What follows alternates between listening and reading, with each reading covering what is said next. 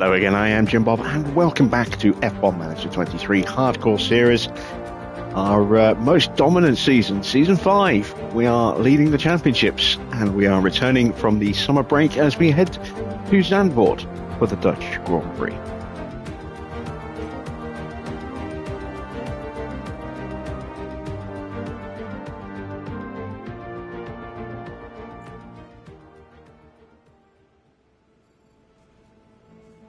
So we are sitting very pretty in the championships, as you can see, just under 150 points clear of Red Bull, 147 points clear to be precise. And in the Drivers' Championship, we are sitting 95 points clear of Max Verstappen. It's a very, very nice place to be right now. And I would love to beat Max in his own back garden. As we head to Zandvoort, that would be something really, really nice to achieve, I think. So let's see if we can get that done. We do have a little bit of housekeeping that we need to get done. Let's start off with checking our warehouse. I think I did this last night, but I want to double check just before we start advancing time. So we've only got one chassis at the moment, but we have got a spare one coming, as you can see, in 2 days. And we will also have a new chassis development starting in 16 days, or a new manufacturing starting on C4 chassis coming up. So really hoping that we can get maybe 2 out if I rush them, but certainly want to get 1 on the car. The rear wings, not really going to be in time, but we'll definitely have those in time for Monza, which is the race after Zandvoort. And I don't know if we're going to do any more upgrades for the season. These might be the last 2. We'll see how we go. In terms of finances, as we reach the halfway point of the season, got a little under 38 mil left in the cost cap. And with the current expenditure, that means we've really got about 25 mil to play about with. That's still quite a fair bit, 25 mil, as long as we don't go too crazy. So limiting our development now, we will probably do maybe 1 more part. Maybe 1 more part. Maybe 2 more parts. I don't know. But we're not going to go crazy and just start throwing development after development on the car. For one, we don't need to. Secondly, I'd rather make sure that we've got good focus on next year's car at the same time as keeping this one in good condition. Hey there, Mr. Water. Hey there, Victor. Good to see you guys. Let's advance some time then. So there is the spare chassis. Let's go ahead and immediately throw that onto Mick's car. Like so. With spare front wings now, so that's 5 front wings. Good stuff. Got a response in our inbox that's needed.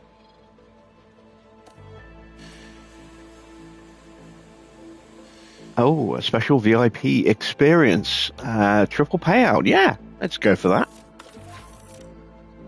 Hope we got a streak that we can finish. Have we? No, we haven't. That's a shame. We could have got a triple payout on one of those if they were due to finish here. That's a bit of a shame. We'll continue to advance time. Their rear wing is done now. There we go.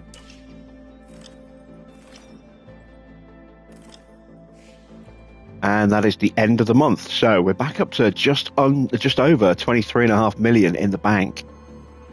That's good enough for a facility upgrade, I think. That's where our car currently sits, but that may change as there may be a couple of parts that still need to be replaced on some other teams. You can see our cornering has dipped a little bit compared to the rest of the grid, but we are still mighty fast. Board confidence check-in at the end of the month is still high, as you would expect. Drive development, how did they progress over the month of July? A point in braking for Mick, who's now a 93 in braking. Ooh, that is something special. And an 89 in accuracy. I think we need to start working on Mick's lower stats now. His control, his smoothness, his overtaking, they could all do with a little bit of a boost. And Oscar got a point in cornering, so he's up to a 91 in cornering and a 93 in adaptability. That's very nice indeed. So let's see. Ollie gained a point in cornering and a point in accuracy. Excellent. Two areas that he still needs a little bit of improvement. And let's see. So we want to boost Mick's control rating, his smoothness rating, his overtaking, defending. Don't really want to work on his braking anymore. That would cover 3 of them, the 4. Control, smoothness, overtaking, defending, reaction. There we go. That's what we'll put him on. We'll put him on race strategy. Or maybe driving standards. So it's reactions, all reactions, smoothness. Oh, it's control. Ah, okay. Yeah, we'll put him on this one. Try and improve his overtaking and his smoothness and his defending. Oscar, I think we're going to leave where he is right now. Again, the stats that need the most work, it's going to be overtaking and smoothness. But I want to get his braking up above 90 before I take him off his pace stats. Unless there's somewhere else I can get braking. Braking, control, overtaking and defending. No, we'll leave him here for now. Try and get that braking up and also work on the accuracy at the same time. If we can get all of those up to 90, that'd be excellent stuff. And Ollie, we're going to leave as he is, get his stats up a little bit more. Let's get our training done for the next month. So, what's our fatigue level there? It's not too bad. Let's give him a break on the Sunday. Back to it on the Monday.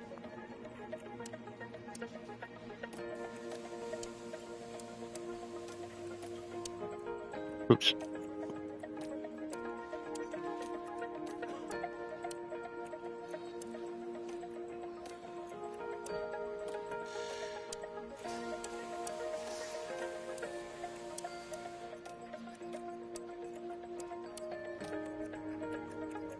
Yeah, and we'll give him the Sunday off.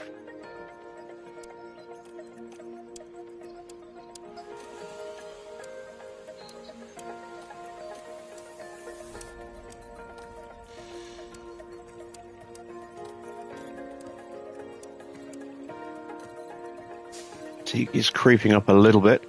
Let me have a look at their stats. Okay, those are really high. So we're going to actually increase the amount of car building we do this month. Try and boost that up a bit more because it is lacking a little bit. We're at 6% on our mistake chances, which is very strong. So if we focus in more on our car building this year, or this month, that will hopefully do wonders.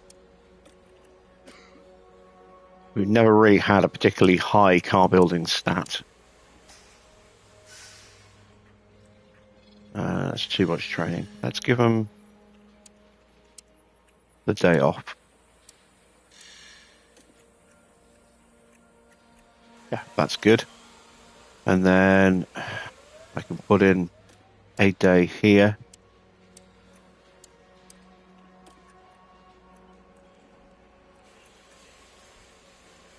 A little bit more tired going into Monza. Let's take the car building off. That's helped a little bit. And then again, give them the Monday off. And back to training on the Tuesday. There we go. So that's where we're looking to gain 2.5% in car building in the month of August. Very nice indeed.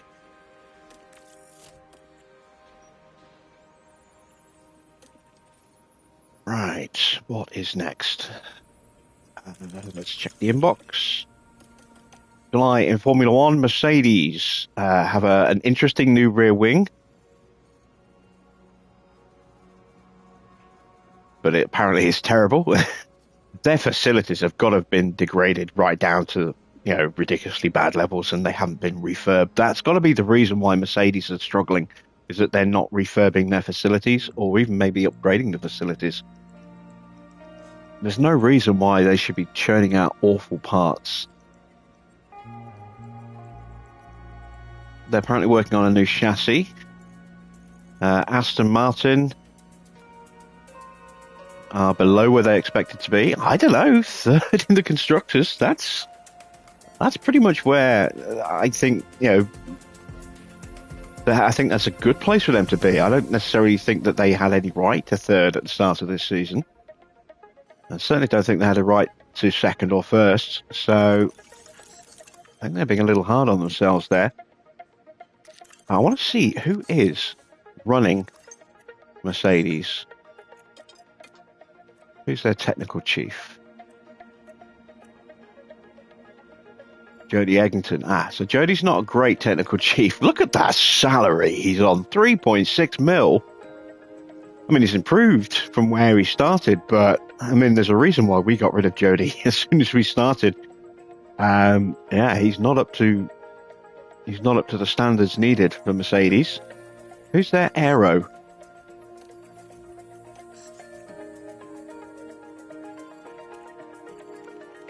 Peter Pedromo. He's pretty decent. 88 overall. He's out of contract soon at the end of the season. That salary's pretty respectable for him. It's very weird. Very weird. Let's see. A bit more time to be advanced. Spare underfloor is now ready, and spare side pods as well. Good. Enrico Cardale's got low morale again. Doesn't matter what team he's in, how well the team's doing, he's always miserable. Suspension project is done, and the chassis is now ready to go into manufacturing. Let's immediately have a look at getting those up and running. 9 days. Zandvoort is in 9 days. 18 days for the second one. That's not going to be ready in time for Monza, so we're going to have to rush. So we may as well go with just the 2 and hope that we don't wreck one in Zandvoort. And then once those rushed ones are done, we will then do normal manufacturing. Let's get another research project underway.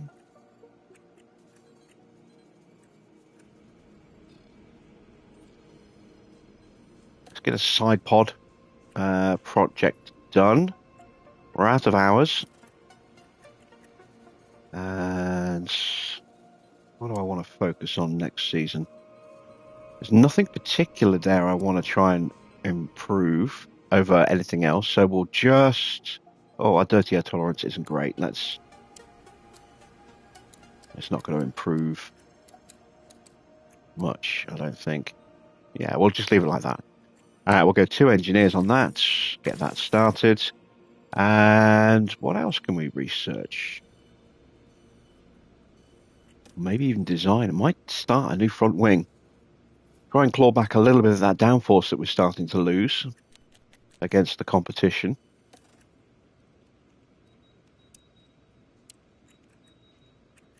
Let's start by taking a little bit of life out of that. There we go.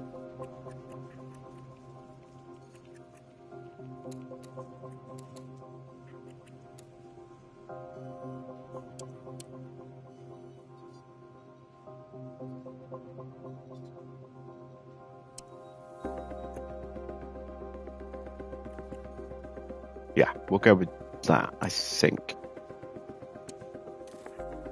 There we go. We'll get 2 engineers on that, I think. Let's have a look. 41 days. That will then give us 10 days to get it ready for the sale, which will be enough time to make 3. fourth one ready for the day of the race itself. That works. Just going to go normal development.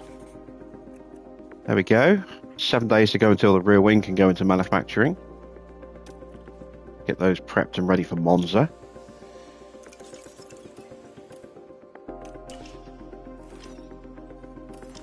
And then we'll get an underfloor going to replace the rear wing project.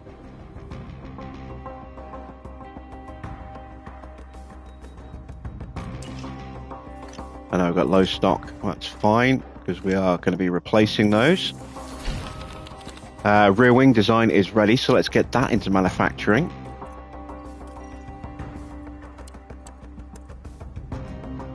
This might well be our last rear wing. We'll go with 4 of those.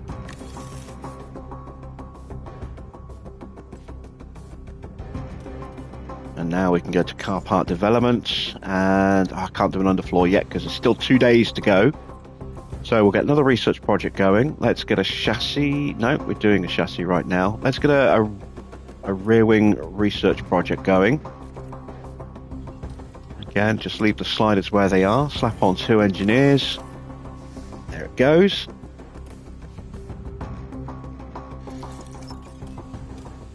Got some scouting done here on Jose Perez.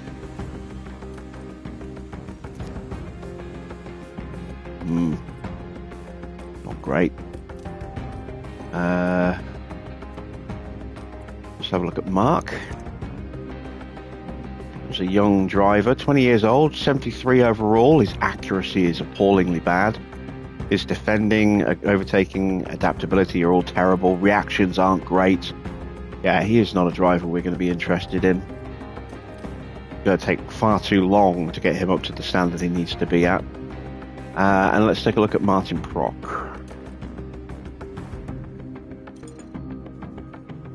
Very average engineer. But he's only 32 years old. Of course, these are the sort of staff that we're probably going to be starting with in the next game in Creator Team. So can't say anything too bad about them. We might be hiring them in the next game. Let's see. Do I want to get any more scouting done?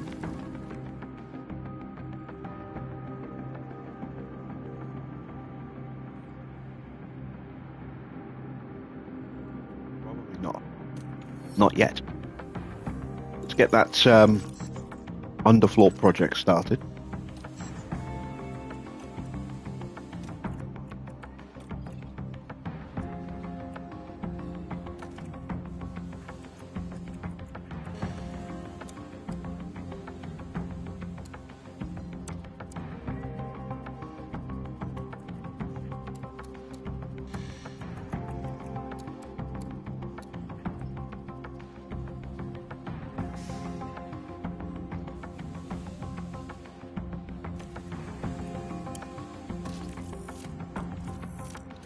Let's have a look.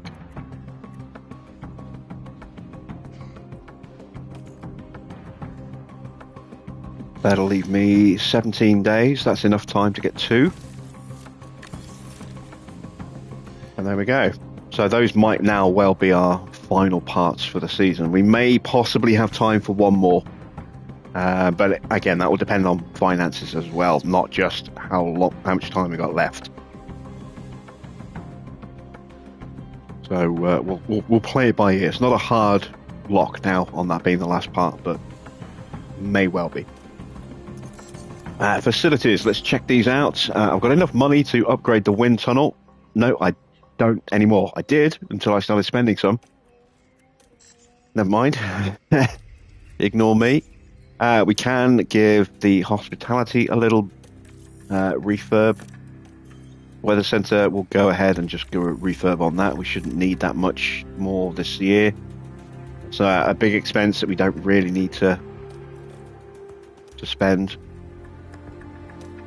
It's going to slow it down by a week. We've planned out exactly when we want those wings, so we are going to pay the overtime to make sure it finishes at the predicted original time. And now we are ready for the Dutch Grand Prix. So let me check. Our cars are running the right builds. They're both on the new on the same chassis. I'm going to put Oscar on the new chassis tonight.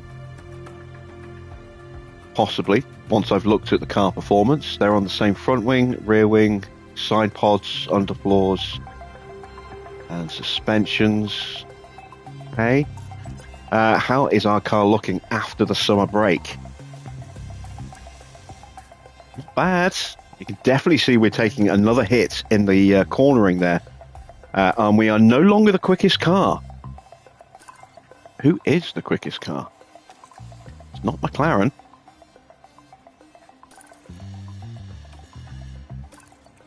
Yeah, McLaren not looking great. I mean, they had so much pace in the last Grand Prix. But you look at that, I mean, they've got a good DRS. Their top speed is lacking. Their acceleration is not great. Their cornering downforce is a little bit off, but not by much. They do have better dirty air tolerance. Okay, let's have another look at Aston as well, because Aston were quite quick last night as well. Again, they've got quite a bit of a deficit in the speed. Acceleration is very close. DRS is pretty solid. Down a little bit in the low downforce, but they are up a little bit in the medium and the high. Slightly worse in the dirty air. Their car's not too bad. That's pretty decent. I'm just surprised how quick they were given where they rank in some of those areas. Their dirty air, a couple of percent lower. No, oh yeah, there is a difference between the two cars. Look at that difference between the two. Big difference between the two. I wonder if that's a new thing going into today's race.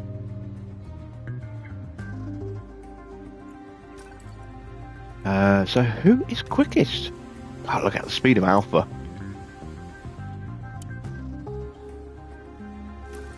That's a very, very fast car. Haas have made some big steps forward in terms of speed. They've closed right up as well. Williams are the quickest car. In fact, actually, looking at their numbers, Williams could be a bit of a threat for us now. Faster than us at top speed. Acceleration difference is negligible. They are slightly up behind us in the DRS, but not by much, 1%. Slightly behind in the low and the medium. They are ahead of us in the high. Slightly ahead in the dirty air as well. Williams have got a pretty solid car. Let's take a look at Red Bull. Red Bull have definitely taken some steps forward in downforce. First in the medium and the low. Middle of the pack in the high speed. But again, not that far away from where we are, so it's kind of subjective. They've got better dirty air tolerance than us. They are about half a kilometre an hour slower than us still. Acceleration negligible. DRS a long way behind us still. In fact, it's the worst DRS on the grid. Interesting. All right, so we've got a couple of cars to need to watch out for this weekend. And, lots of wet weather. So I'm really hoping that Oscar's 90-something, was it a 92, 93 overall adaptability rating now, is really going to come through. But I doubt it will. We shall see. We'll have potentially wet quali as well. Light rain on the Saturday. So let's be a little bit more cautious with our targets, especially considering the VIPs are here this weekend. We want to make sure we get those triple payouts. So the incentive is 1 in the top 4. We're going to get both cars into Q3, both into Q2. I have no issues making those guarantees there. The incentive is to get 2 in the top 4. I'd like us to do that, but I'm not guaranteeing it. I think we are very capable of getting the fastest lap, even in the wet. Finish position streak, 2 in the top 6 for 2 races. Well, neither of these streaks will pay out tonight, so there's no point really worrying about either of those. And we are ready to head to Zandvoort.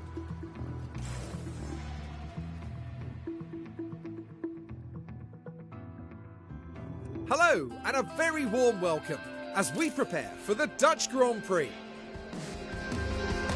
We're back from the summer break with topped up tans. Vacation, though, is now over, and it's time to get serious on the track for for the second half of the F1 season. There's never a dull moment at Circuit Zandvoort. It's fast, very fast, with long straights and wide curves. But it also features 2 heavy banked corners, where aerodynamic improvements are sure to help our drivers. Last round was a dream weekend for race winner Oscar Piastri, the Australian showing his mettle against the best of the best. So, let's get back to the racing.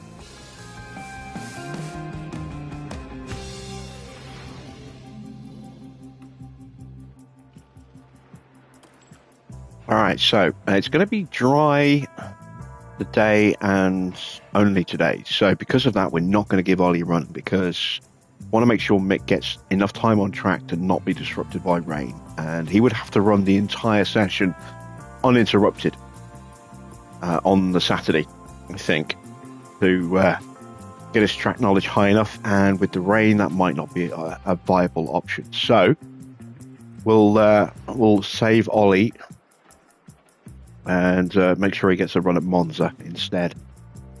Am I going to put the new chassis on? I think I am. I'll put it on Oscar.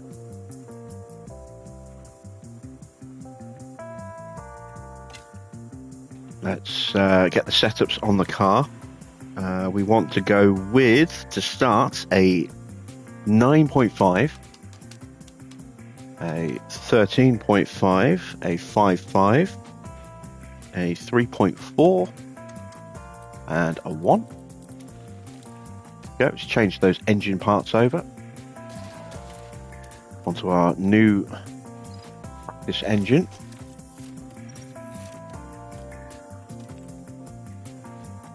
Go onto that gearbox.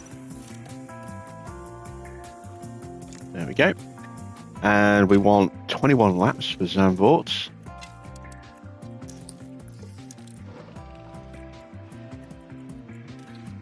And for Oscar, 46% engine,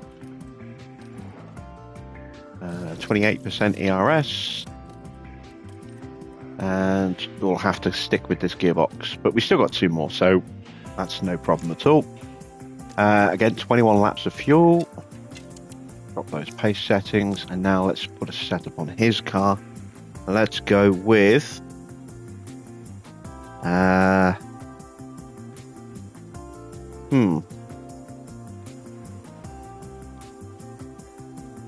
let's go with a 10, a 13.5, 7.3, 2.95, and a 0.45. See how we do with that. So, both cars prepped. Send them out.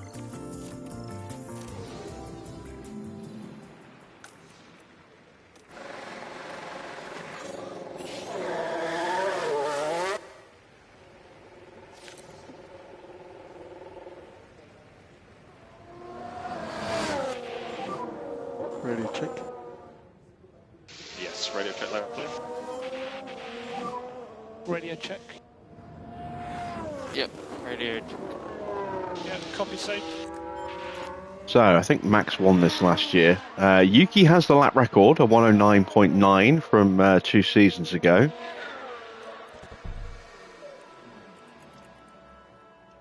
And, it's Lando winning it last year, and Yuki the year before that. So, McLaren have had a couple of good seasons here. I wonder if they can keep that going this year. No Yuki on the grid, of course, this season. Watch those curbs. Copy. Is everything okay? Stand by, wait to find out.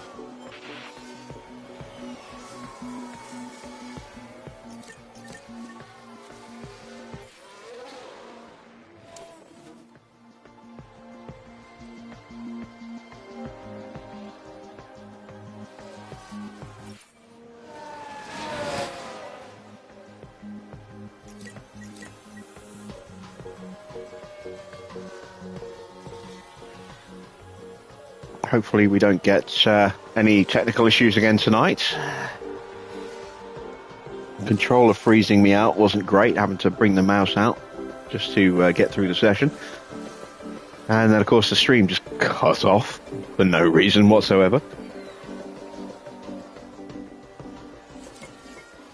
I actually emailed Sony yesterday after the stream. I got a little notification pop up when I closed the stream down after the race, and it said, "How was your broadcasting experience?" And I said, "Meh. Would you like to fill in a survey?" And I'm like, "Yes, I would." And then told him exactly what I thought was wrong with it and what needed to be fixed. Whether that will happen or not, I don't know. Let's see, 83%. Work needed. What about Mick? 91%, closer, but still a little bit of tweaking to do.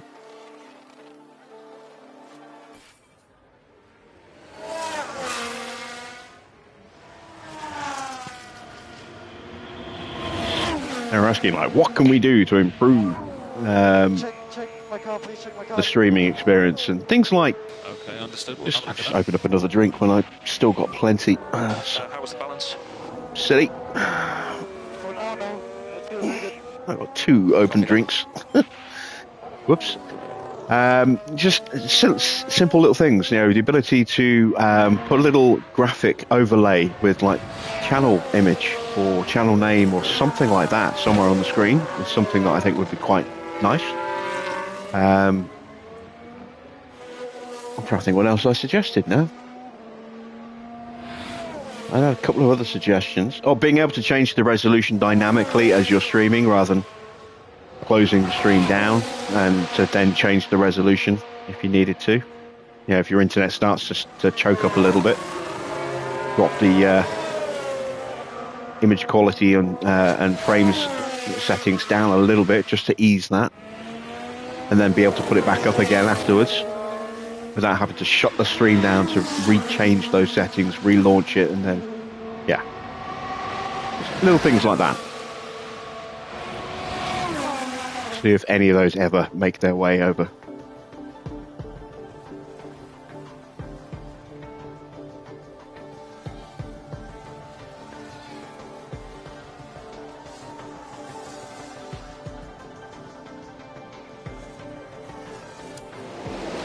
So, what do we need to do with Schumacher? Nothing too substantial. Everything's pretty close. So, let's have a look at what we can tweak. Let's try a 3.35. And a 1. Is that going to make enough change? Not really. Actually puts the braking stability out. Although I think that also puts the front wing up. In that setup, it does. And that really doesn't do that much. That's it. They're my only 2 setups with a 5.5. So let's try.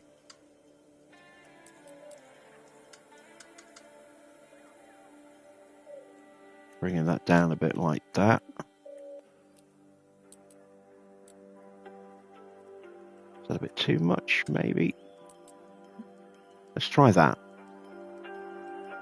That might be a little bit better.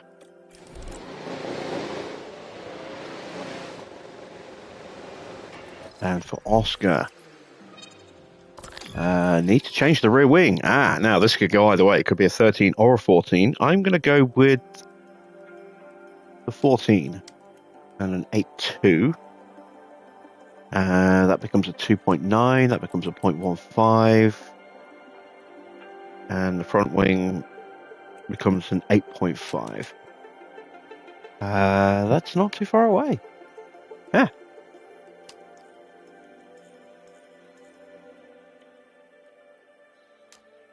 We'll try it.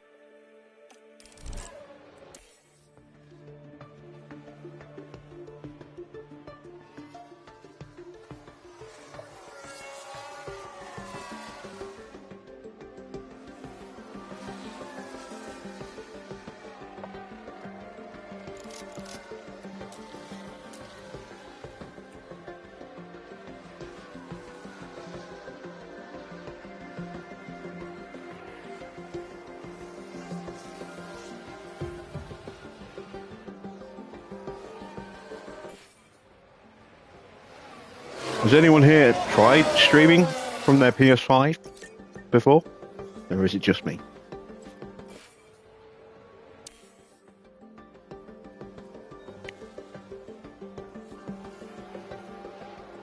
What features would you like to see added?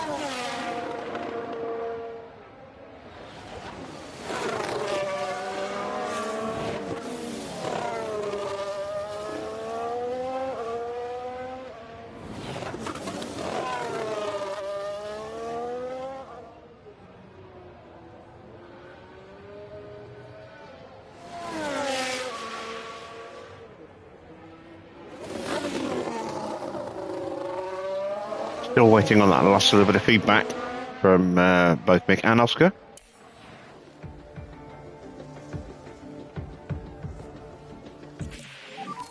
How was that run? And there is Oscar's feedback.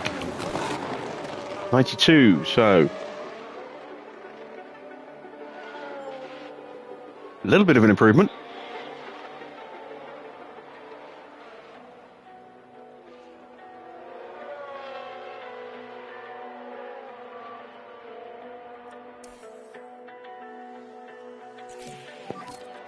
Okay, any comments on balance? And we found just 2% with Schumacher. Copy that, Mick.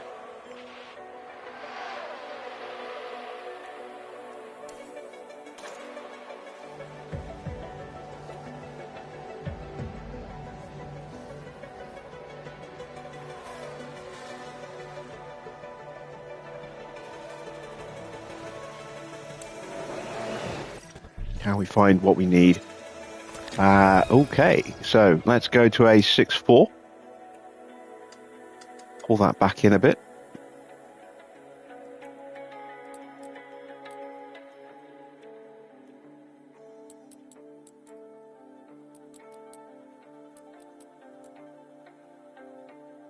And let's go with that.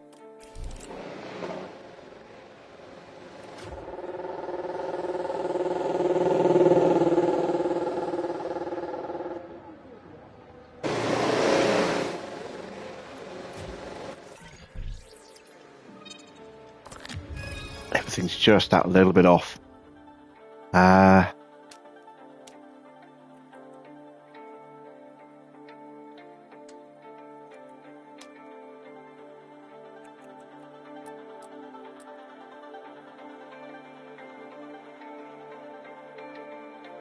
Yeah, let's try that. If we don't get it, we should at least hopefully get a good indication as to what does need to change at the end of the next run.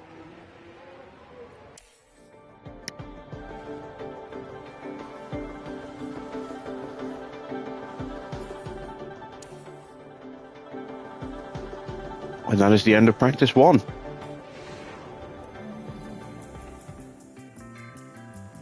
A little bit of ominous pace there from Max, 0.3 quicker than the rest of the field. Even in Barron?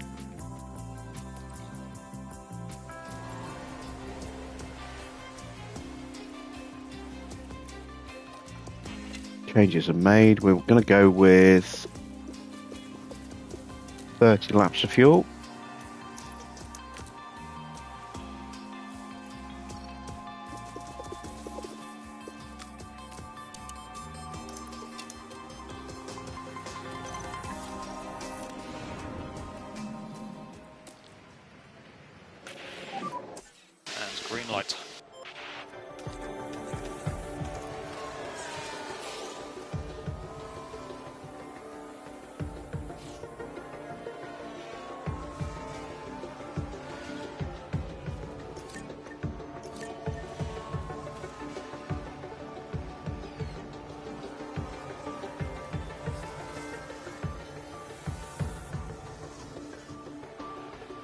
I wonder where Hedgehog is. I haven't seen Hedgehog in a while.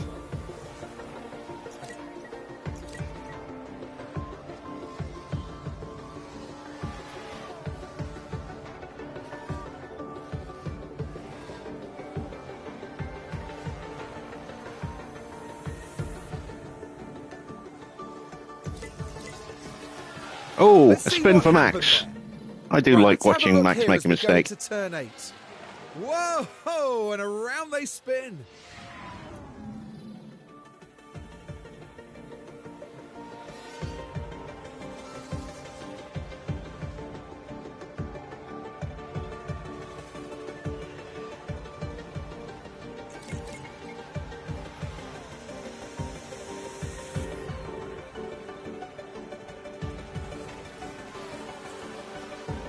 Okay, feedback incoming.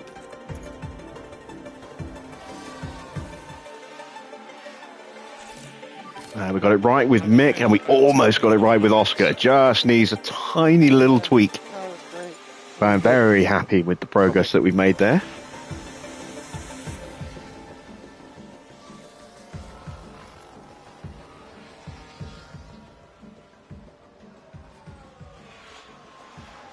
Porsche posting a quick time.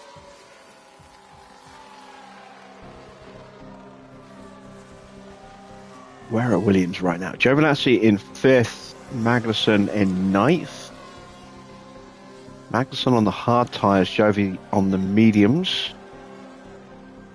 So if we compare him to, say, Perez and Leclerc, only 2/10 off them. Tell you what, if Williams had drivers like Max and Russell, etc., you know, those top-rated drivers, or even our two drivers in that Williams, then they would be a force to be reckoned with as well.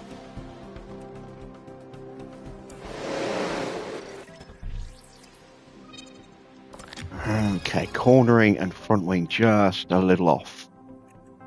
Let's change the camber. Let's push it all the way up to a 3.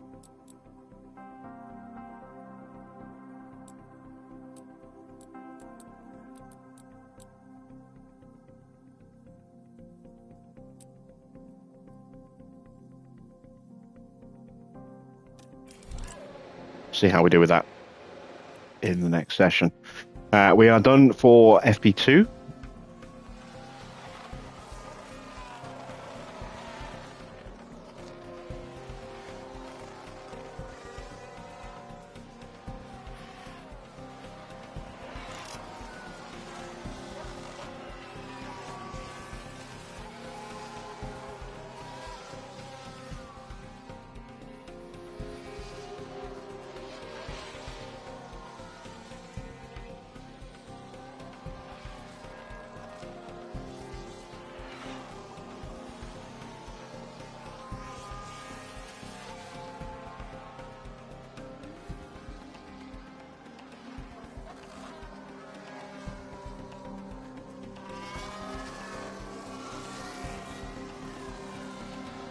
Same with the Alfa Romeo as well. We saw that they've got a very quick car at the moment as well. Hajar really is looking pretty potent up there in second. For sure is lagging behind a little bit. Is that a tyre offset? Mediums against hards, yeah. But again, Norris there, topping the timings at the moment. Not that much quicker.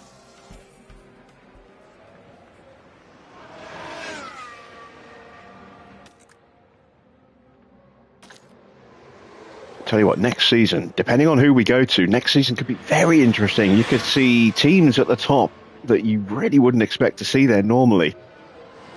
You know, Alfa Romeo, Alfa Tauri, Williams, maybe even Haas. Depends what their driver lineups are going to be next year. Depends who we're going to be with next year. We could be right near the back of the grid again.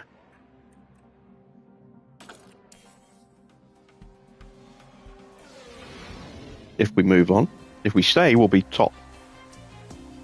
Pretty confident of that.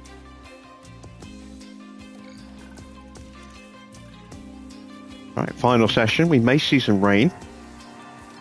We are going to run some softs.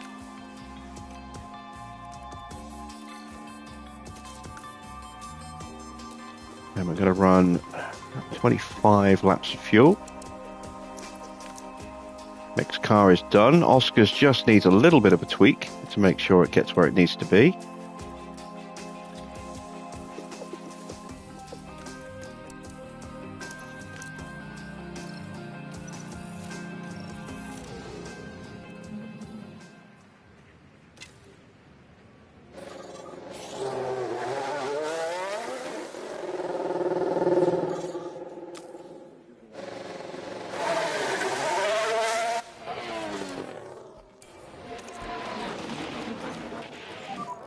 Watch those curbs.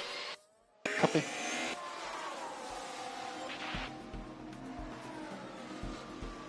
Right, all eyes on Oscar and his feedback rating. Site ready. Copy that. We'll try and muddle through. I want to save the inters. You know, we could need a few sets if the weather's going to keep flitting between full, light rain and heavy rain during the race itself. Definitely going to hit full wets at some point, I would imagine. But it might Feedback fluctuate in and out. I've been doing a couple of the exclusive scenarios from the deluxe edition over the last couple of days. And just yesterday I did the equal performance at Suzuka. And it's really hard if you start with a team that's positioned at the back of the grid in that one. So it was, if you go with like Red Bull, they start like 19th and 20th or 18th and 20th. Ferrari arrives at the back as well, then Mercedes just above them. I think it's Yuki who sits on pole. But I mean, I went with, I tried a couple of times with Mercedes and I could never get higher than like 6th place. I went with Alfa Romeo because they started relatively high up. Both drivers, I think, in the top 6 at the start. And the weather it started dry, then went to inters, then to full wet conditions, then back to inters, then back to full wets. And some teams tried to tough it out on the inters a little longer than others. Some teams didn't bother going into second wet, into full wets for the second time towards the end of the race. But I mean, once Valtteri got clear, I put him on wet tyres, managed to get him past some of the other cars quite quickly when the rain started to switch from inters to wets, and then he was like 30 seconds ahead by the end of the race. It was an absolute cakewalk.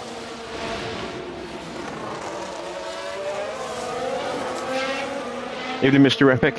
Yes, we are halfway through season 5 with Alpha Tauri. We've had Oscar since season 2, Mick since season 3.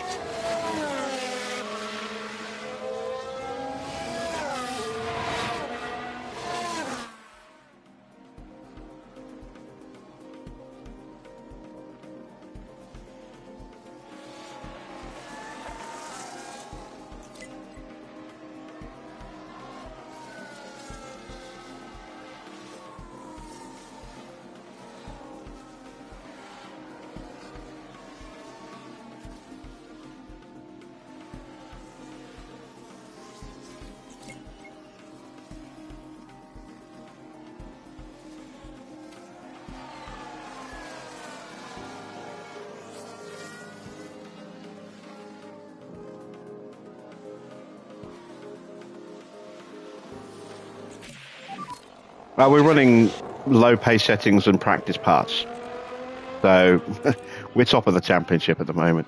96%, so we went backwards slightly with Oscar. Let's make that correction.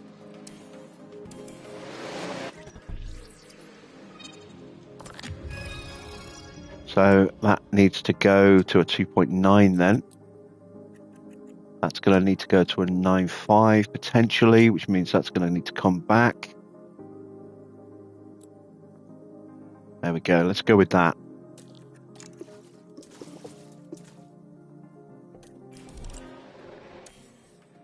Yeah, we're currently just under 150 points clear of Red Bull in the constructors, and Oscar is Copy. 95 points clear of Max. Sorry, 95 points clear of Mick, who is, I think, another 10 points ahead, or no, 3 points ahead of Mick of Max, I think. I would show you the standings, but these don't always show the accurate numbers. Let's have a look.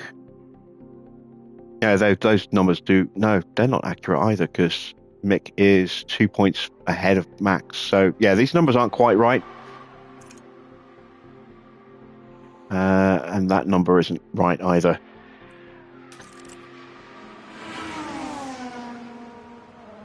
Wait, how many wins did that say that I got as a team? 8 wins. Yes, that's correct.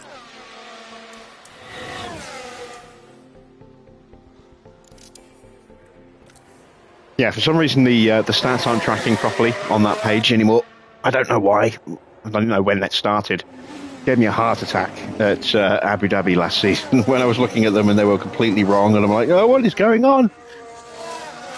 Because we were fighting to try and get second in the championship last season.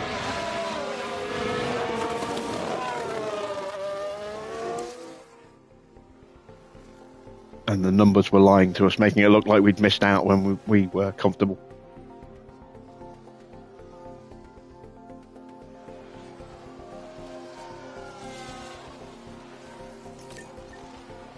Right, Mick is done, 100% on everything.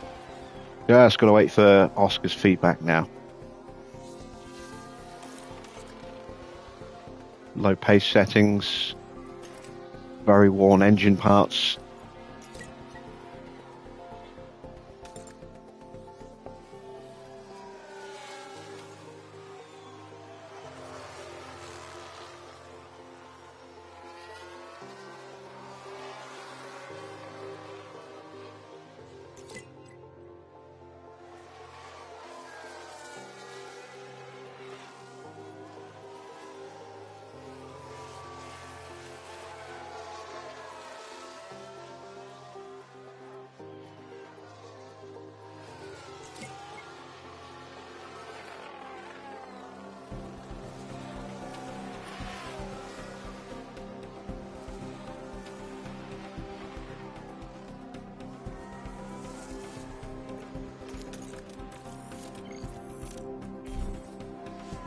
Have I got enough fuel? Please tell me I've got enough fuel. There we go. And finally, we hit the 100. Excellent stuff. So, practice is done. Time to get ready for quali.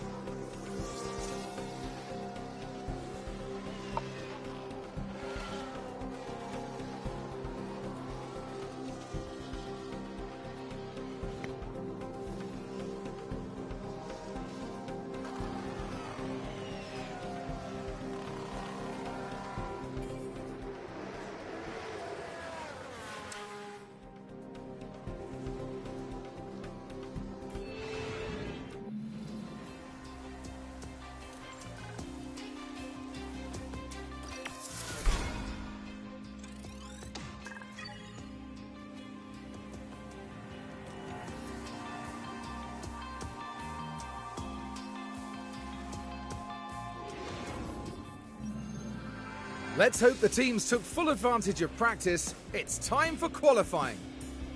Qualifying consists of 3 periods, with the slowest drivers eliminated after each one. With the pressure mounting, who can secure a strong starting position for the race? Charles Leclerc has been a talking point for many of late. Karun, how do you think he's doing so far? We saw them set an impressive lap time in practice, so it's a great start as they move into qualifying. But as we all know, a good performance in practice doesn't guarantee success over the rest of the weekend. Fortunately for us, it's nearly time for them to hit the track.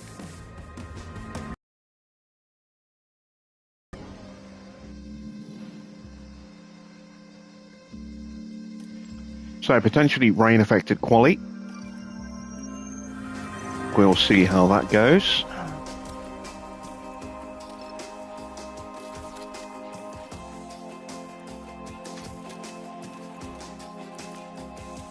good bits into the car.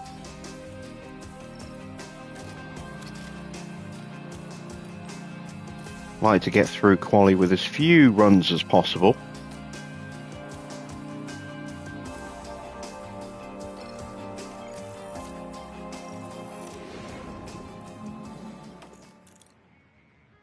And it is going to get wet. Oh, I never put the new chassis on, did I? It's too late now. Damn it.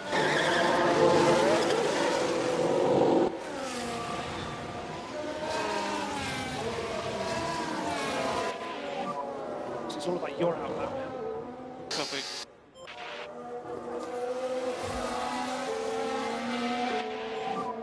Let's go there. Let's have some lap times. Which is not an ideal position for Schumacher here. It will dry up again at the end of the session though, so if we don't get a stellar time here, we've got another opportunity later. The whole field is out. Someone might get held up quite badly. The Ferraris we know have not been quick, and one of the Red Bulls is tucked up behind a Ferrari. It is Charles Leclerc stuck behind... Which Ferrari is that? Russell. So at least he's behind the quicker of the two.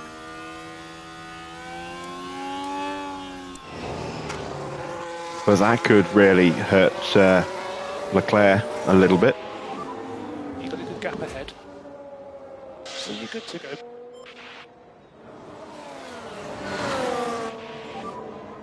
So Oscar starts his flying lap. Let's have a look at Mick, because Mick is potentially going to have some issues stuck behind Joe.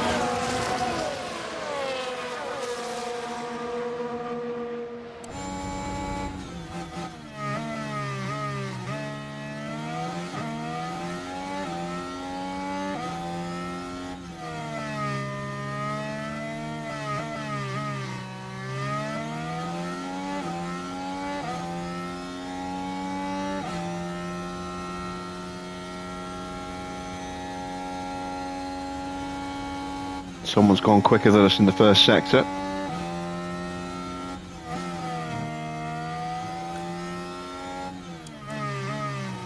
It's Hajar.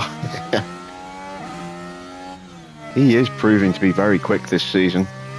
Now Leclerc's gone purple in the first. So he's getting a really nice slipstream in the first sector. Is he going to hurt him in the middle sector though?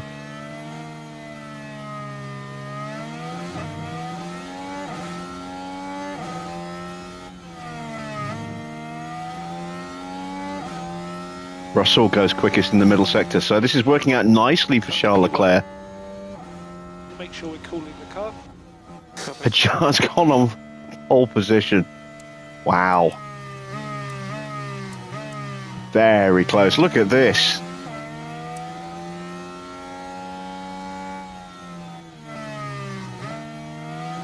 Alright, so a lack of downforce compared to where we were just a couple of races ago.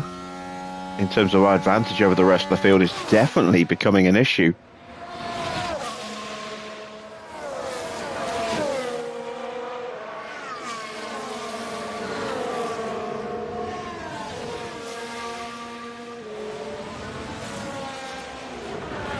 We have been a little lax with car development compared to how we normally are. Been more evenly split between development and research and not really put many hours into development. They've mostly been spread over research, so looks like we are being caught by the rest of the field. We're no longer the fastest car. Remember, that's Williams now in terms of top speed, and we are dropping back to sort of midway, you know, lower top 10 with our cornering performance.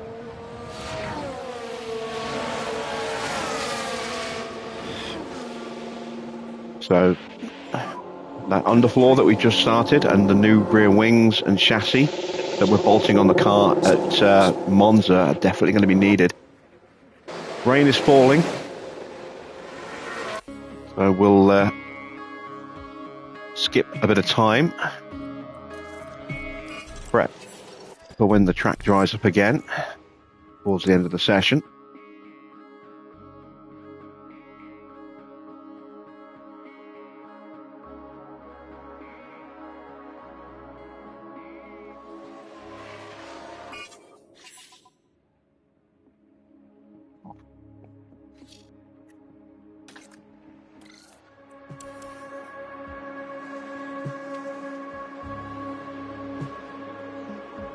And I am expecting improvements from quite a few cars on the final run. So while I'd like to stay in the garage, I'm just not 100% convinced that we're safe. We're only 2.5 tenths away from getting knocked out. So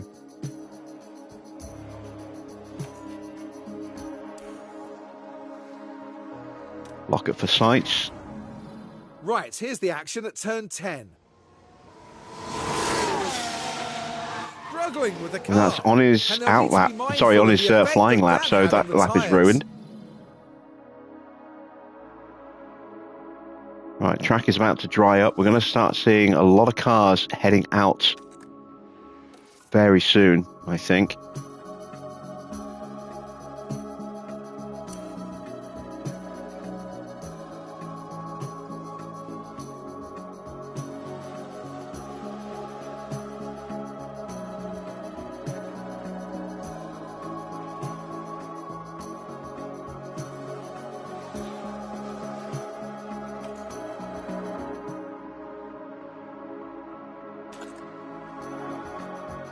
And if we don't go now, we're going to be in trouble because we're going to be getting hit with all sorts of traffic. So it's a little earlier than I'd like to go, but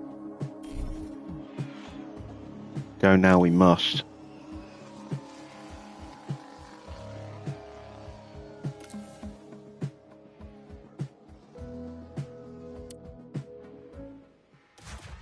And we did get Mick out just in front of the Haas.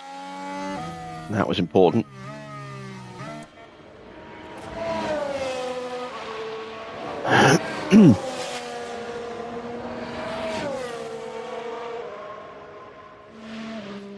Right, track is nice and bone dry right now. I'm just a little worried it's going to start trying to rain again. I mean, theoretically it shouldn't, but stranger things have happened.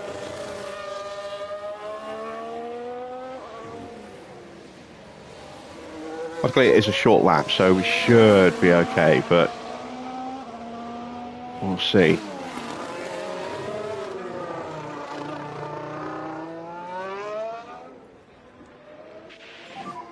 Nice big gap ahead. Go one.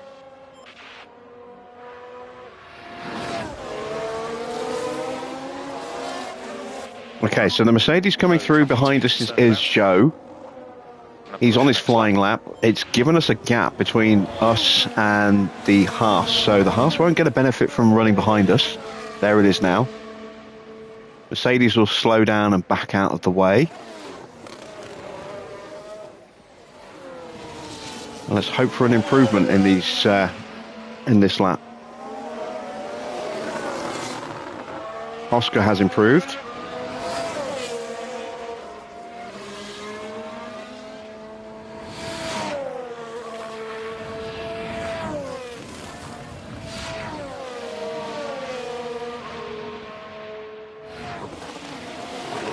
Mick has not, but Mick is probably safe. I think pretty much everybody done. So we are safe. We could have bought these laps, but I want to see what our pace is on the second run. No improvement for Schumacher at all so far. Oscar coming up to the line.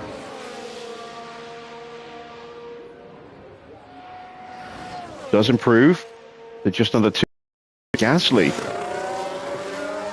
who's topping the leaderboards. He was very quick last night. A lot quicker than I thought he was going to be. Schumacher stays where he is. We are lacking a little bit more pace than I was expecting today. But we'd be a little bit quicker than this. Currently. Okay, good lap time, last lap. Evening, Anthony. Okay, buddy, good job. Let's box You heading to Qatar tonight?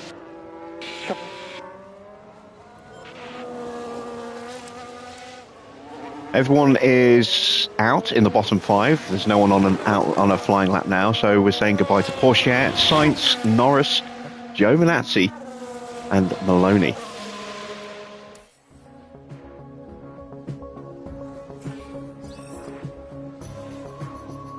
And both Alphas are in the top 10, 9th and 6th. They really have taken a step forward.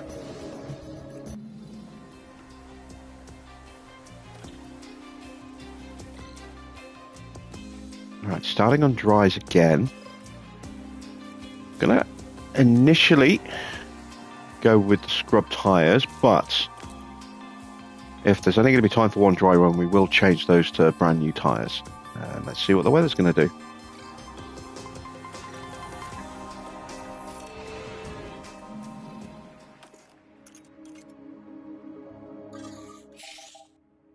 Okay. I think we better play it safe.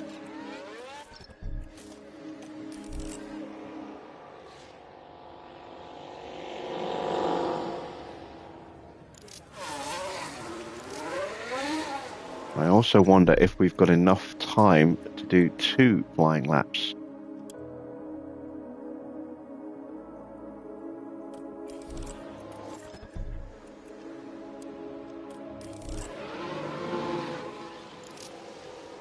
Not if we get caught behind all of this traffic. Going to take manual control.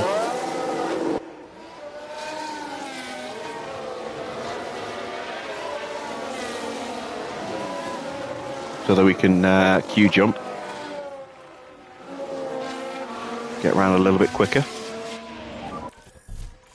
Focus on preparing for the start of the lap. Copy. Let's get those brake temps warmed up.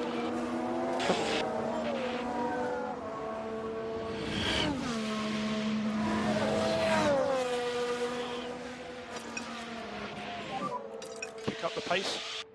Copy.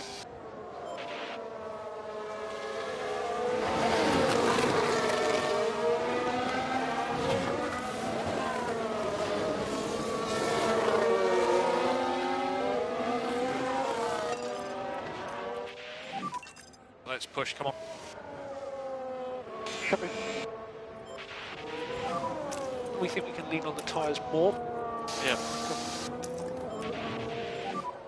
No lift and coast required. Alright, so we should have time for 2 flying laps here. You can use energy. Copy. Tyres will not be up to temp for this first lap.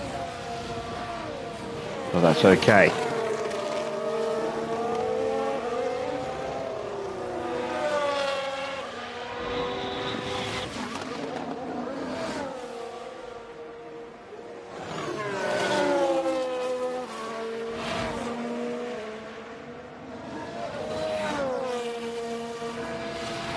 It's going to be very tight against when that rain starts to fall.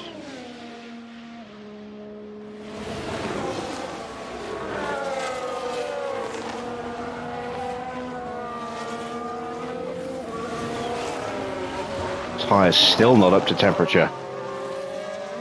There we go. What is the track temperature? 28 is pretty low.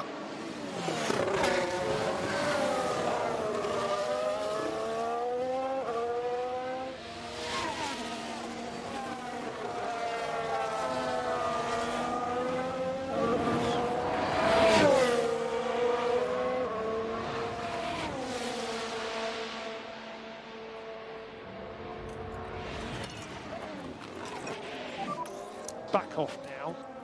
Yep, copy. We can just focus on charging the pack. Alright, cool down lap. Okay, so let's look after these tyres. Copy. Okay, recharge on, good job, recharge on. Okay. Let's look after these tyres. Copy.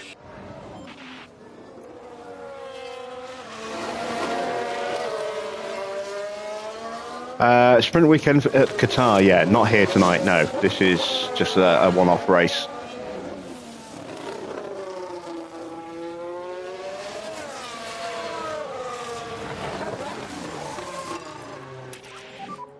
You're good to push on the tyres. Copy. Use energy. Copy. Alright, buddy, push, push. Copy. Yeah, Zandvoort's just a normal race. No sprint, no ATA. Just regular racing. So this is the all-important lap, just to make sure we get our drivers through. Mick is currently in the drop zone. Has my plan backfired? I'm going to have plenty of clear track. I'm not going to have to worry about cars getting in the way. In and running joke. Wish they'd released 24 now. Yeah, I'm into that window of wanting to play that now. But that's partly down to just how much I've played this one.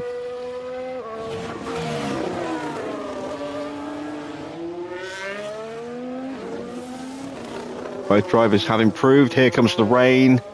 That's not good. That's not good. Makes on a personal best flying lap. He's gone purple in the middle sector. Oscar didn't improve, but he is probably safe. Well, he is safe. No one else is going out. Can Mick do enough?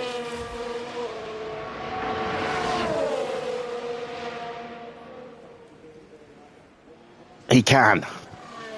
He can. So Mick is through. Oscar is through. No one's going to improve because the track is now going to be wet for the rest of the session. So both Mercedes are out, but they made it into Q2. We're saying goodbye to Albon, Vershaw, Magnussen as well. And yeah, we had to just about squeak through there. Recharge on. Copy. Bit of lift and coast where you can. Copy. That's good, pit lane. Fox, slippy, caution. Yep. Copy.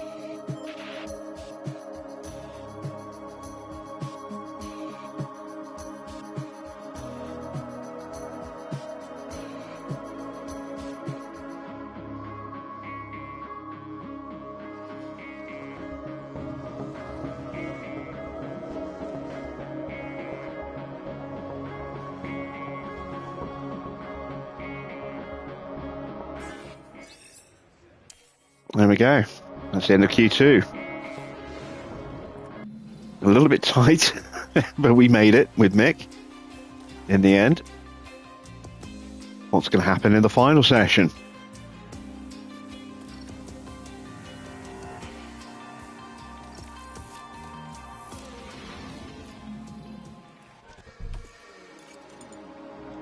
Okay.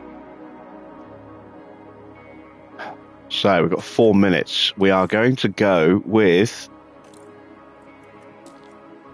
2 laps without the cooldown. First lap is just going to be about bringing the tyres up, getting the confidence up a little bit. Second lap's going to be about setting the pace.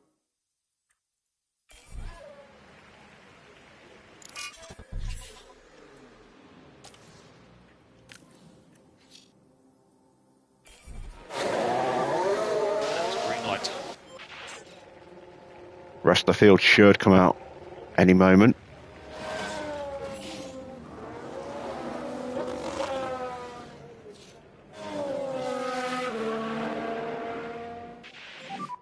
Start to work on your fronts and your brakes.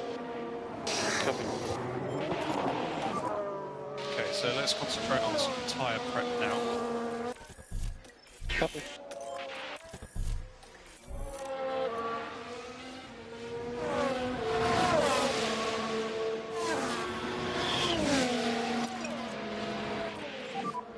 Keep your pace up. Copy. You can push more. Copy. No saving required. Yep.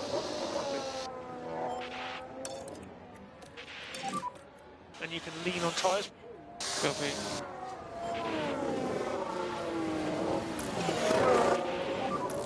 We need recharge off. Copy.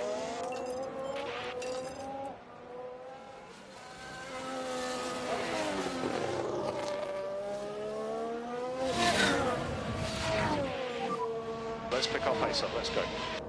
Copy.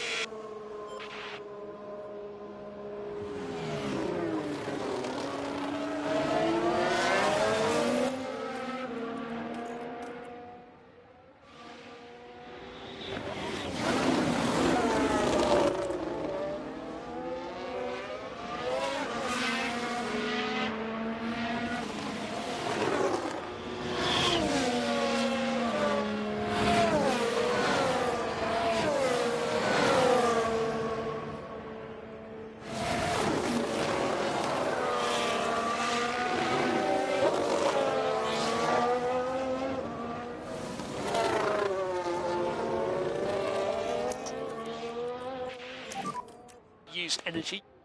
Yeah. Now we go for it.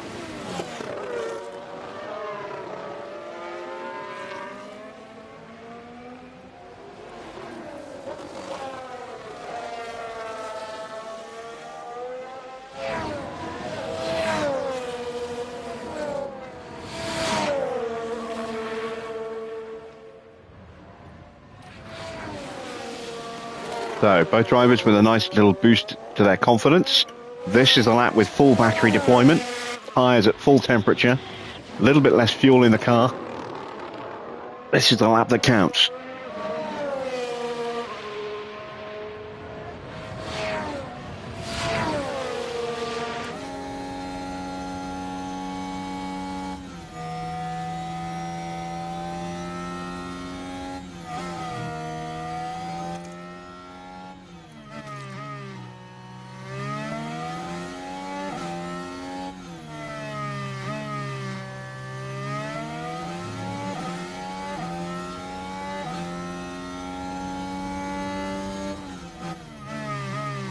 It's looking good so far.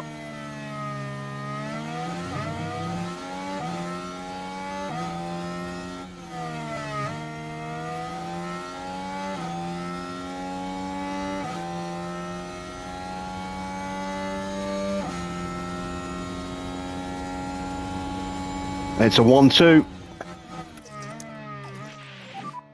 Need to focus on getting the pack up. Yeah. Copy. Now we're on our in lap. Back off on the high speed. And there's the rain. Copy. And we have locked out the front row. Beautiful stuff.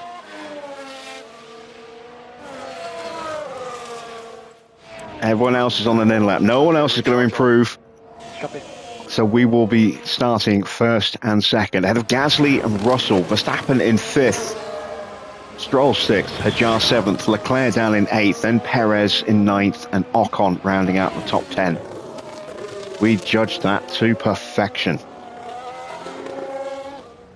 Because without that confidence boost, we probably wouldn't have had in just single lap pace enough to actually take pole position.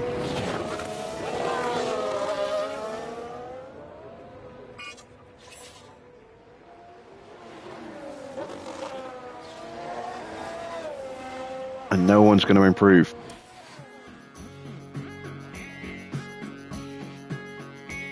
Gasly on a roll. Yeah, he is looking very quick again.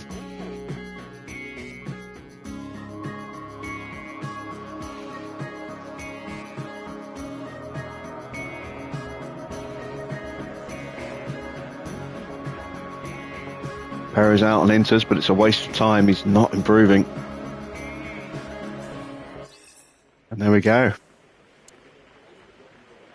End of qualifying.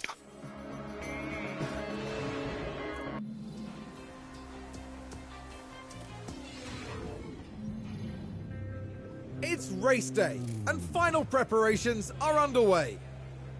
Zandvoort's highly banked corners make it one of the more unusual Grand Prix circuits.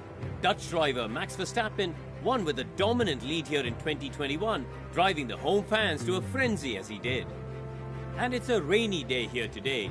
The teams have certainly seen worse, but this is still a challenge and will have an impact on both DRS and tyre strategies. So let's see how the teams tackle this race today at the Dutch Grand Prix.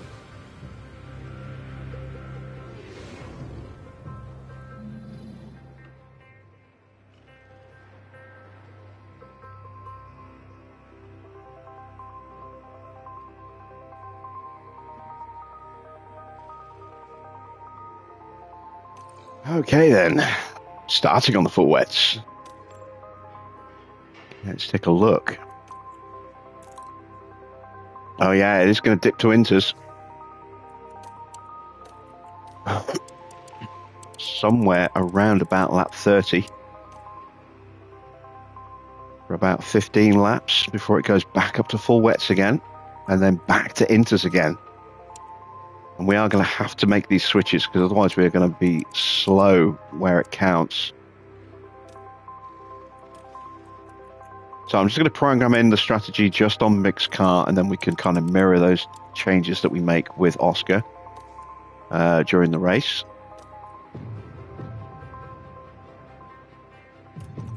Looking at this, definitely go flat out on the tyres on those stints. Okay. Not going to put any extra fuel in. Shouldn't need to. In fact, I'm even going to take some fuel out. I'm going to take 2 laps of fuel out. We're going to go blisteringly hard off the line. Hopefully with the reduced weight in the car, saving around 3 kilos. That should give us a rocket ship launch off the line.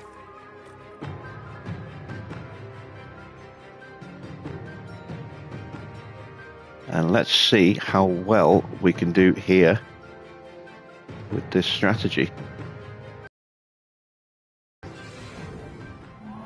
Get ready for some fighting between the sand dunes here at the Dutch Grand Prix.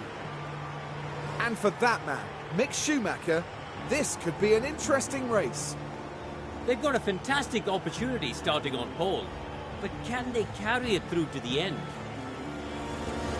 And it looks like we're good to go.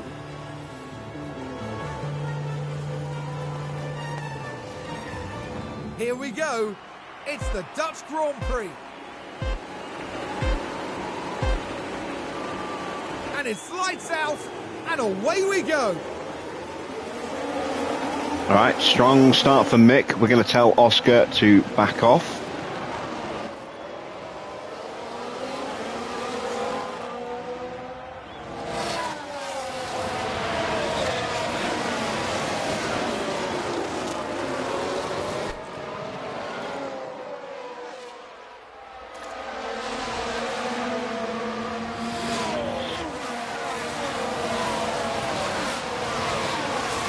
I'm going to worry about DRS.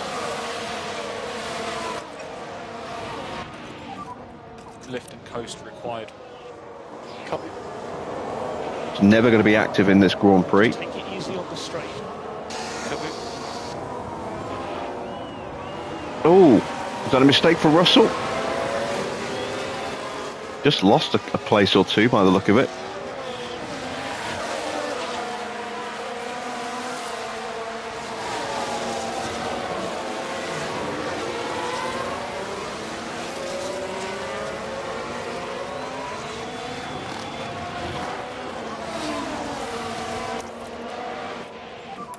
Let's go recharge on, please. Recharge on. Copy. Focus on bringing the pack back up. Yeah. We have our little gap at the front. Not a massive gap. But like I say, we don't need to worry about the 1 second for DRS. If we can break away, that would be nice, but we need to save fuel, and I'd like to keep battery in reserve. I'd also like to keep Gasly between us and Verstappen if we can.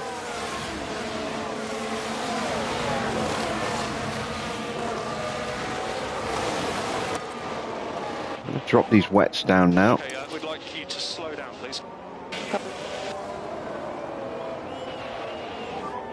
Back off now. Yeah, copy. I will back them all the way down, just to cool them down in a moment. Let's just get through the next couple of laps first.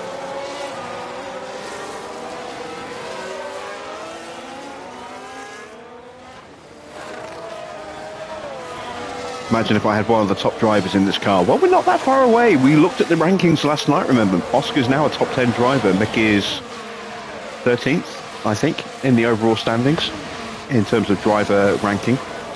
So, I mean, we've got competent drivers. Max is a clear leader in terms of best driver, but it's very close behind him. And then there's a lot of drivers that are only a point or so ahead. Some that are even tied with Oscar on 88 and Mick on an 87 is only a point below and 3 places below. So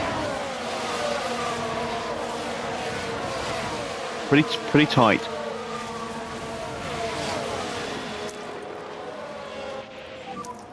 Overtaking is available. Hopefully the AI is burnt out on their batteries now, so we'll try and break away. You need it. Copy.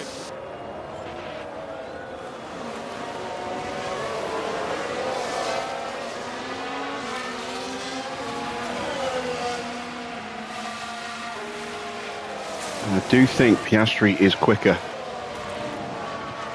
Certainly got the higher adaptability rating.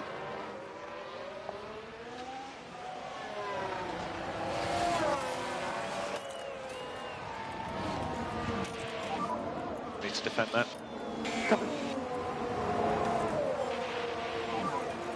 Let these guys go. Leave them on medium defence. Do your best. Copy.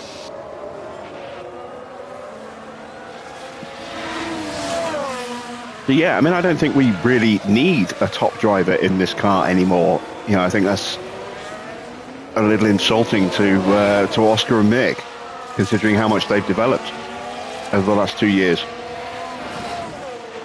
But 2 seasons ago, yeah, it could have been we could have been very quick if we'd had a Max or a Leclerc, a Max or a Charles in our car, or even a Russell. Driver who's consistently quick and doesn't make many mistakes. Last season we could have been comfortably clear of McLaren in the end as well, rather than going down to the end. No more DRS. Careful on the energy. Copy. Recharge on. There we go. We have got a little bit of a breakaway now. Oscar's tyres are a little hot in that dirty air. After these tyres. Yep. Copy. Gasly will close us up again. Just think about looking after this tyre where we need to. Copy.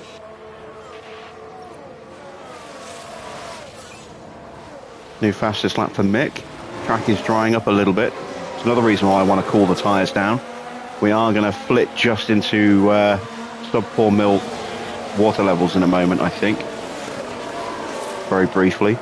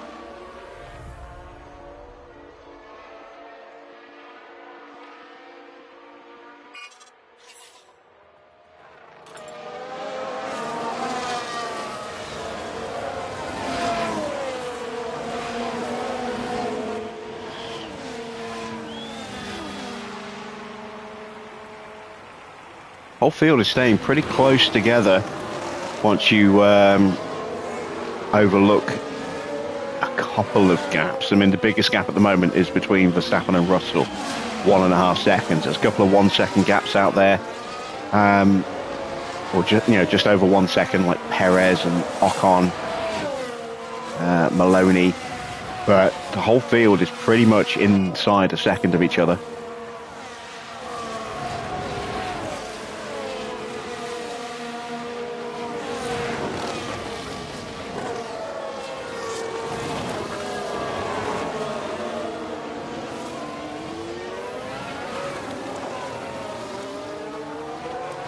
just 14.5 seconds separating first to last at the moment.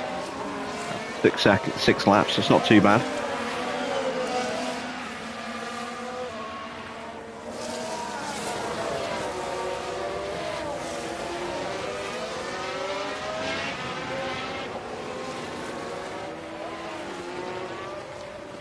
Oscar's tyres still too hot.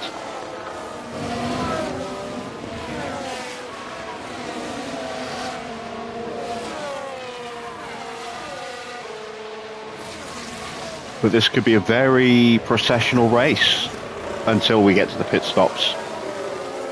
Can't imagine much movement in the field, at least not around us. Let's drop back to Stroll.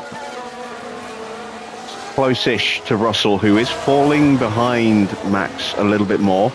Gap's nearly 2 seconds now. So Stroll will be wanting to get a wriggle on soon, making a move. Oscar's tyres now finally coming under control.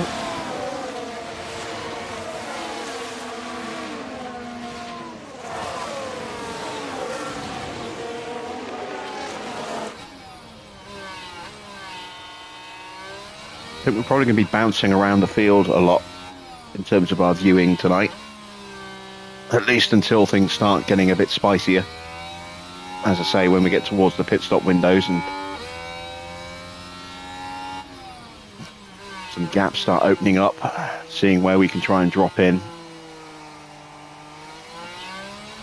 Oh, Max has moved past Gasly. We missed it.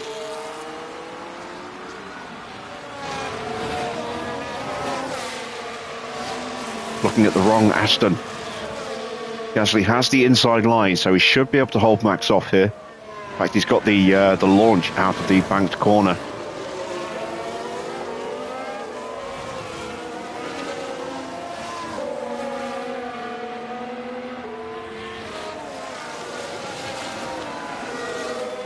There we go. He's shutting the door.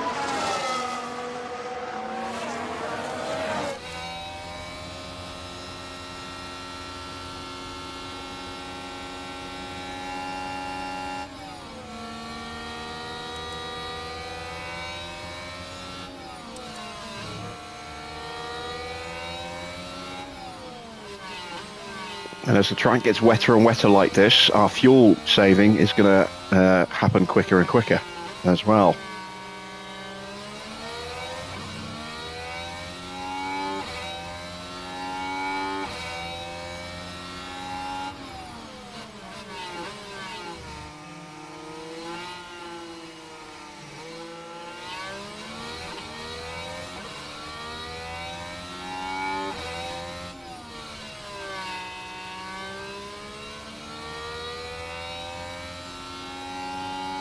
I did consider taking an even more fuel out of the car at the start, but I didn't want to push my luck.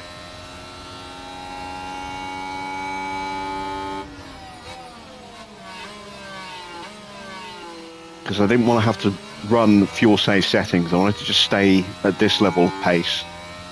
Didn't want to be caught in a braking zone by going in too slowly.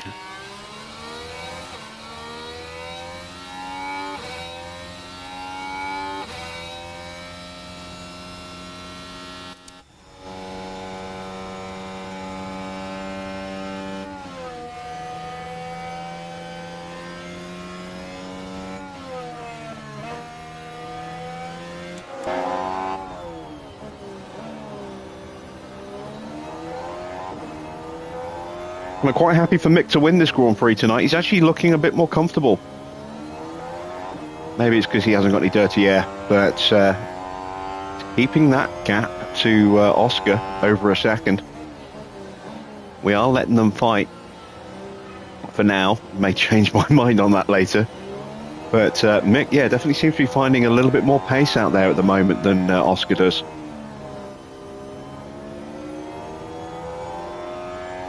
And Gasly's starting to push onto the back of Oscar. So we'll have to keep an eye on that.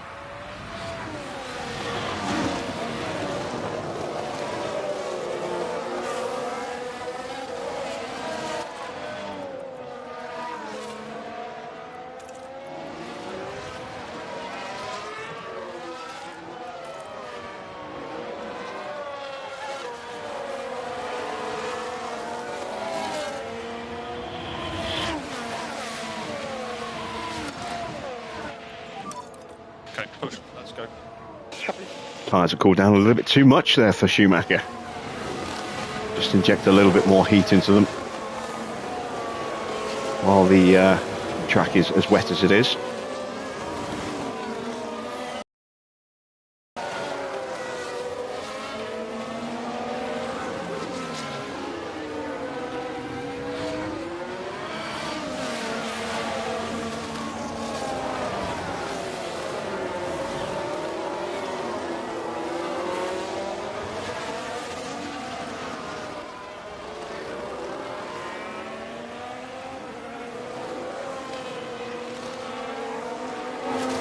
Gap's out to 2 seconds.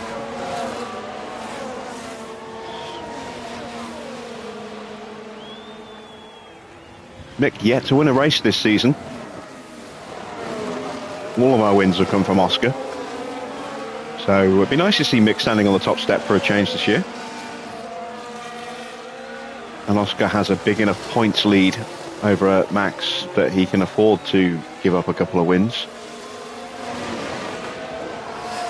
Be nice for Mick to try and build a little bit of an extra buffer gap between himself and Max in third.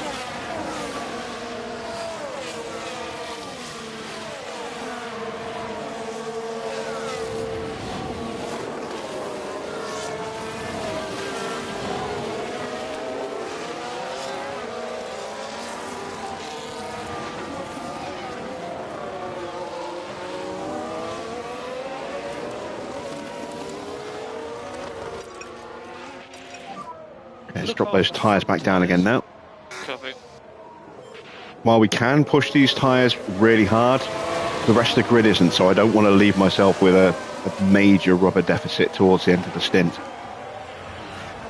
Still got to do another 18 laps or so on these tyres before we put inters on. And I don't want to find myself down by about 20-30% of grit by that point.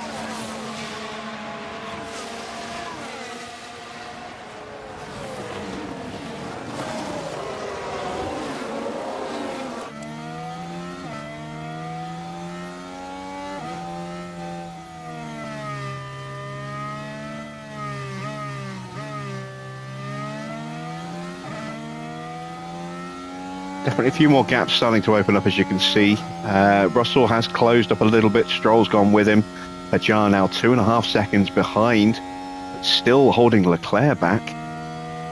Let's jump back to that fight.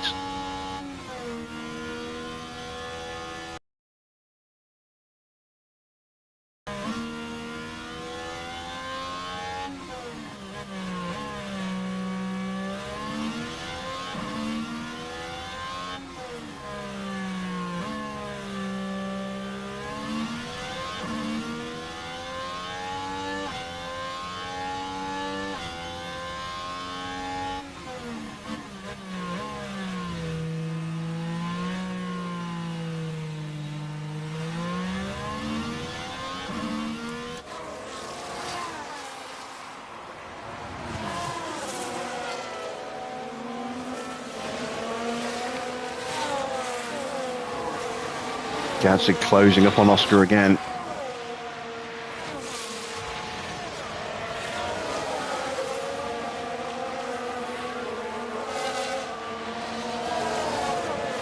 Max is looking frisky as well.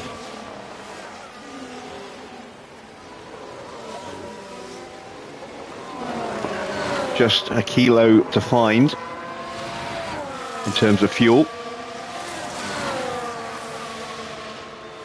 And then we'll get back to fuel neutral.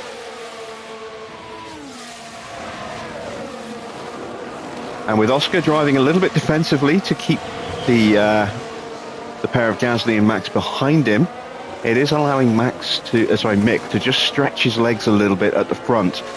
So this is working out quite nicely. Oscar seems to be pretty comfortable. Doesn't look like he's coming under too much pressure. Mick is able to just stretch that gap a little bit as well, which is making it more likely that he can secure the victory.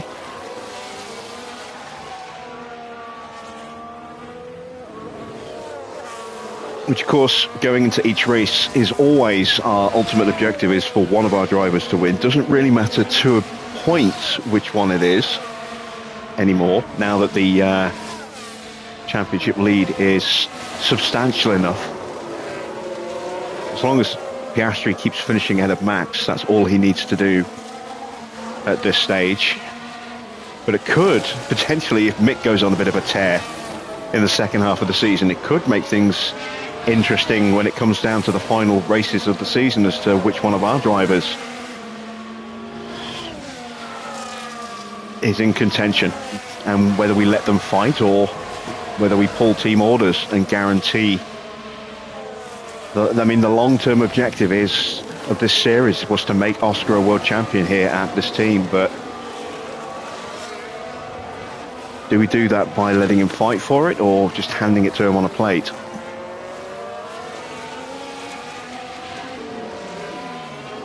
I think it'll all depend on whether or not the pair of them are clear enough from Verstappen at the end to risk taking each other out and not be passed by Max in the standings.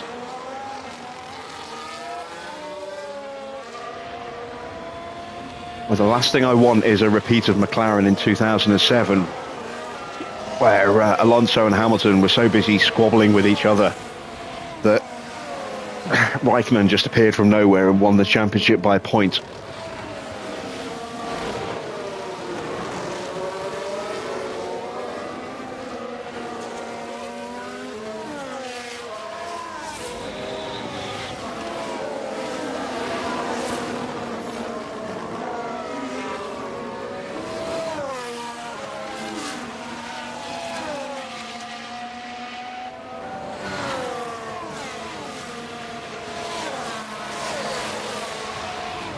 Gasly backing off a little bit now.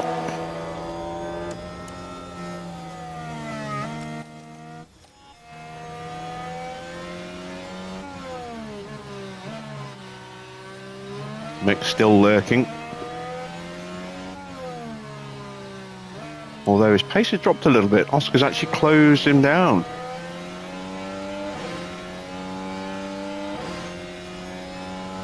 Fire temps are dropping again. Might have to inject a little bit more heat into them soon.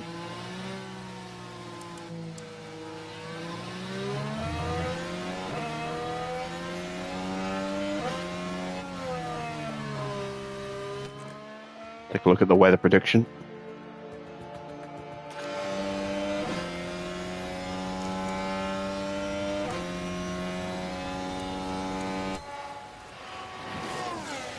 And Oscar's found some pace.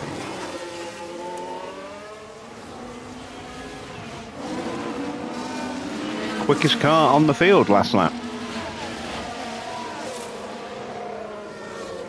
Oh no, 3,000 slower than Leclerc, who was quickest. No, actually Hajar was quickest at 1:23.6. But yeah, still a good quick lap. 0.3 quicker than Gasly. Hence quicker than Schumacher. Tyres have dipped again. Let's give them a little squirt of extra heat. Even the tyres. Copy.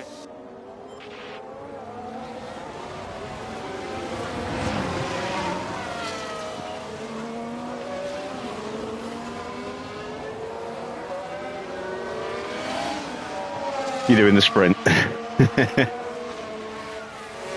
If you want to break it up, you can always do the sprint tonight and the race tomorrow.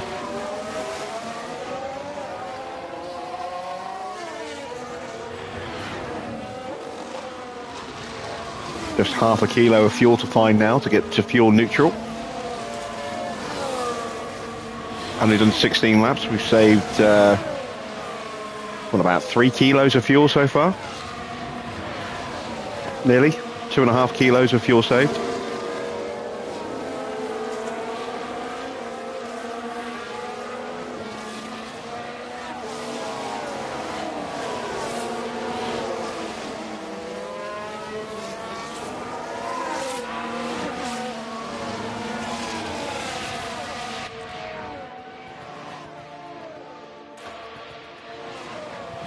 I think I might leave the tyres like this for a few laps now.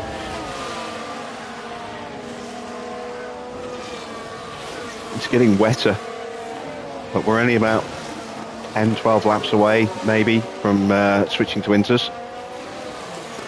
somewhere in that region.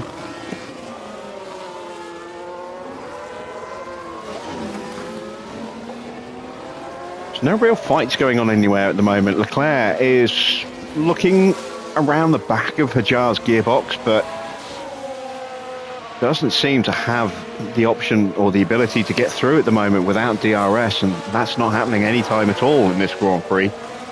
We've seen Max getting close to Gasly, but not having the pace to get past.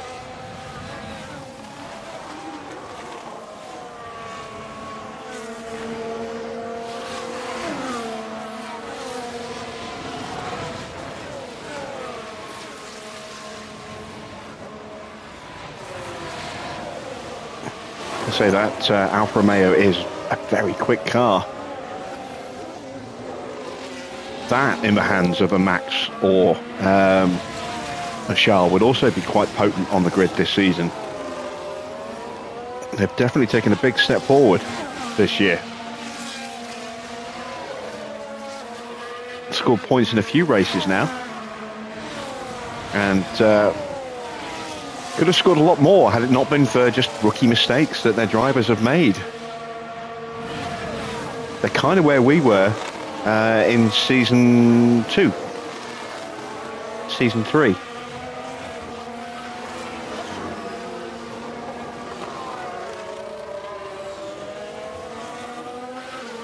Or somewhere around that kind of mark.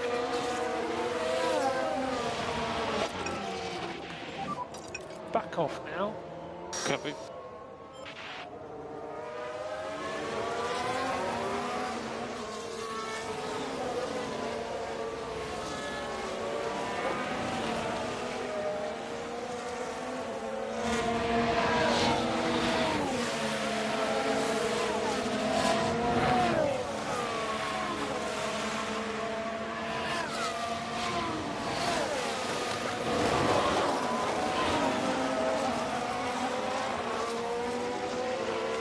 Move back up the order a little bit. Keep an eye on Max. It's a shame Russell wasn't able to stay in front of him at the start while they were pushing. But who knows what's going to happen with the pit stops? A bad stop could be disastrous for any driver here.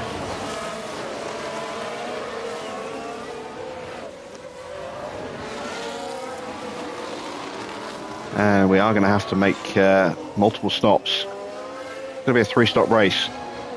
Switching from wets to inters to wets to inters.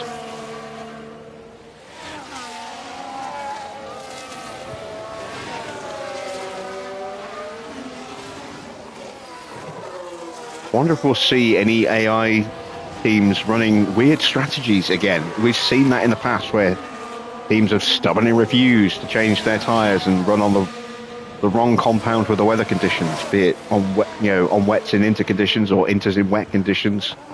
We might see some more of that tonight. If we see it from Red Bull, then they could be in serious trouble.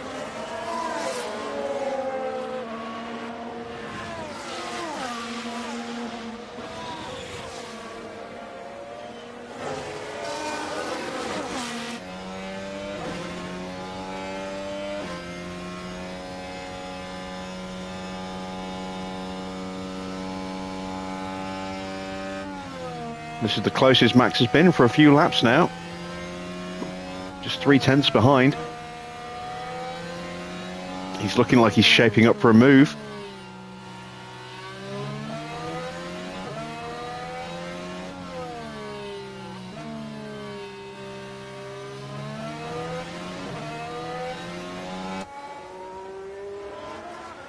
Just going to need a lunge. Couldn't get it done. But he's still close. He might try and get him into turn 1.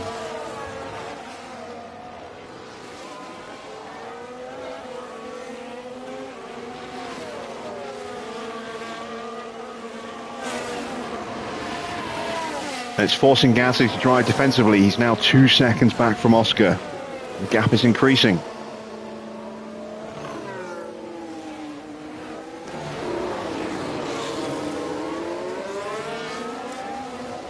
And you see a 1.1 second slower lap, last lap. And we are now fuel positive. Only took 21 laps. That's pretty good. You can save so much fuel in these conditions. And when you push, your fuel burn is significantly reduced as well. Which is what we're going to do now. No saving required. Copy.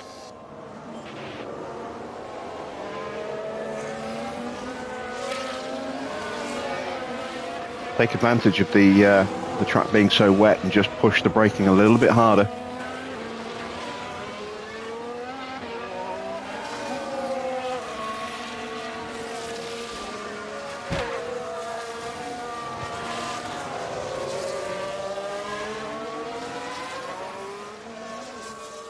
Much quicker lap from Gasly this lap. This will be a low 124, I think.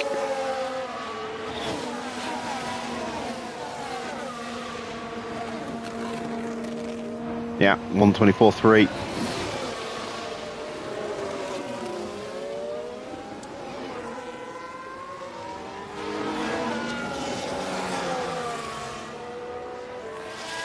So just keep an eye on how long it takes our fuel to tick from 0.1 to 0.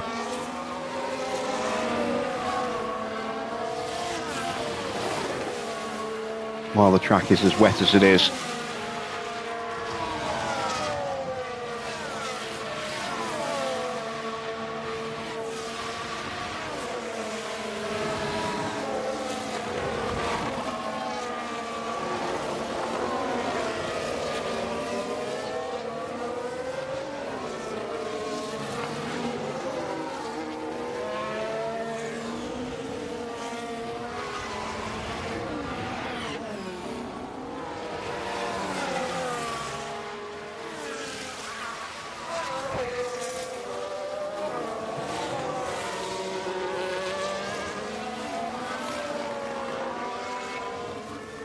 That's a lap and a half and it hasn't changed.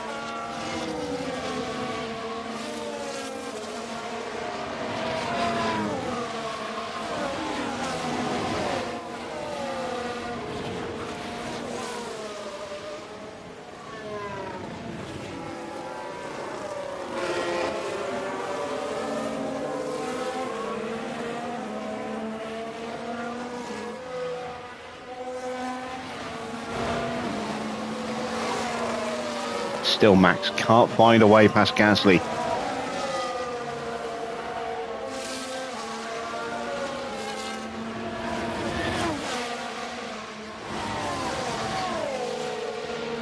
That's 2 laps and we're still at 0.1.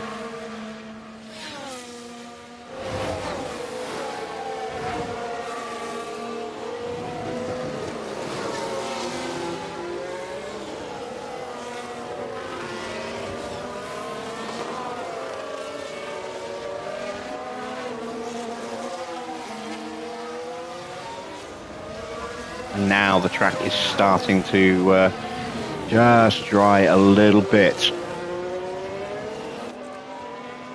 We're about 5 minutes away from switching over to Inter, so we're going to burn what's left of the tyres now. So let's lean on these tyres. Yeah. Try and open up a bit of a gap so that we can get in and out of the pits before we start getting hit by other cars.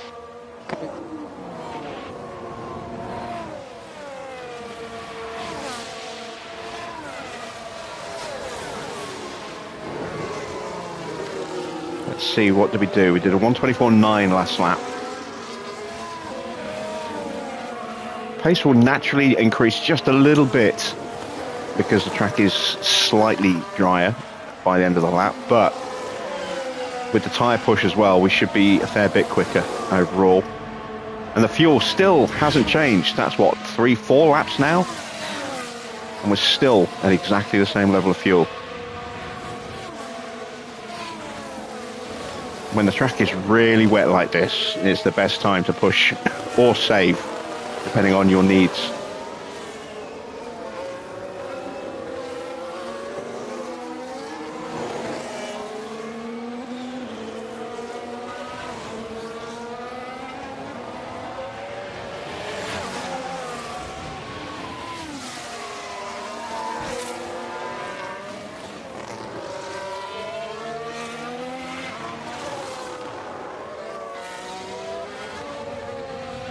All right, so what's our pace going to be across the line this time?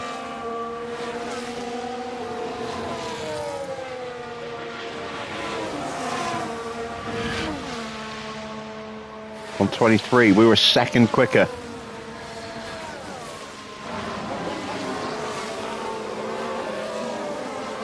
Oscar was very quick. Took half a second out of Mick.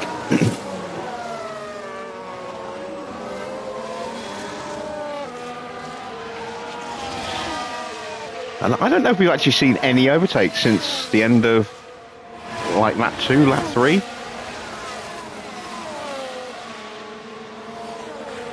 I think everyone's just stayed in position.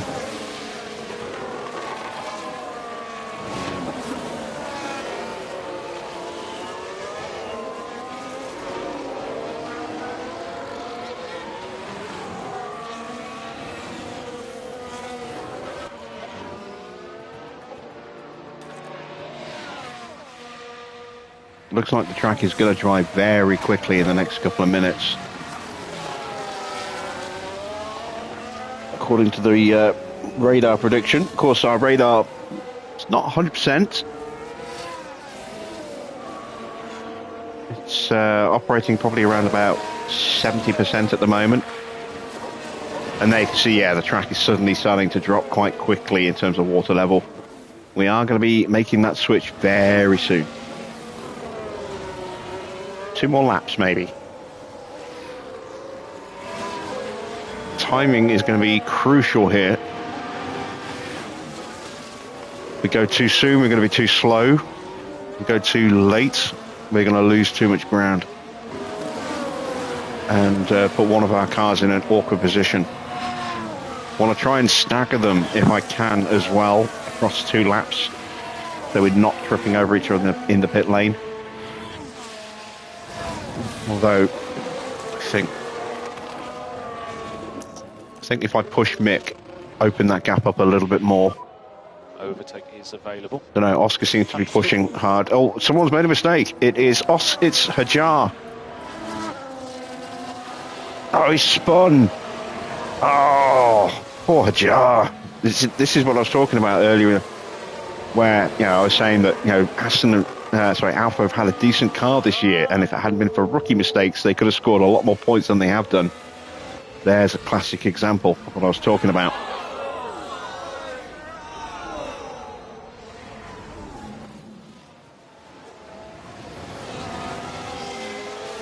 And he's now back of the grid.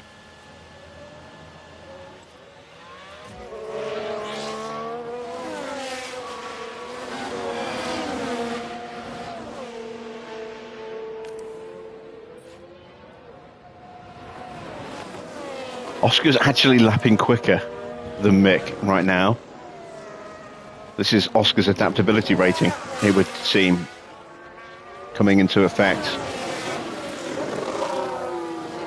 Both drivers lapping quicker than Gasly. Stretching out that gap so we can hopefully get in and out of the pits without being compromised.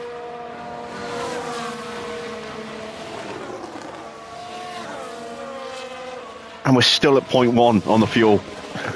This is incredible.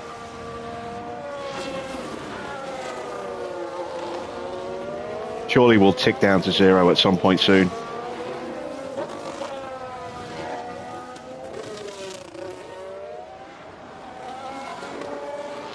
Evening, Fabrice.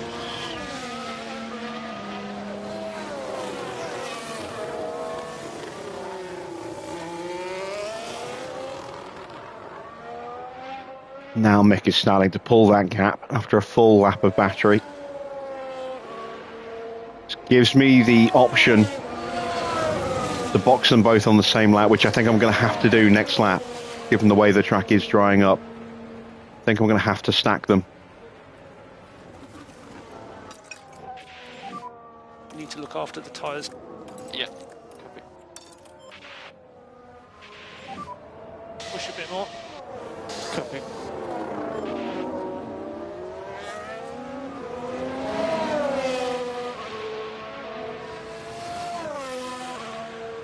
Magnussen has boxed. This might work out quite well for him. It'll be almost into wood territory by the time he gets out of the pit lane. Not a great stop. A little slow.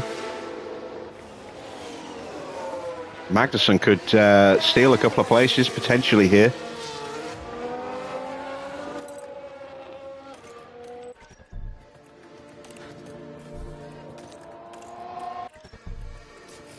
Oop.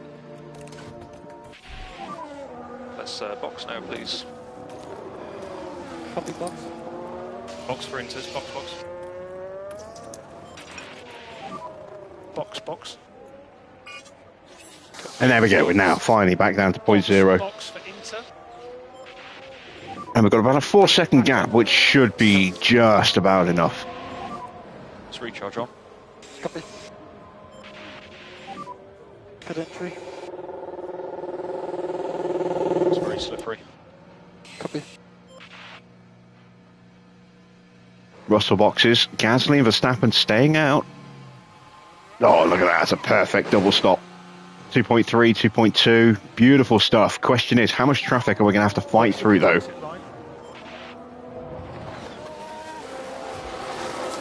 Max rejoins in 7th place. That's pretty good. And we can hammer these inters. Tyre. Yeah, copy. Push up. If you could push a bit harder and try and get up to him, let's see. In fact, Mick's in 5th place, ahead of Ocon.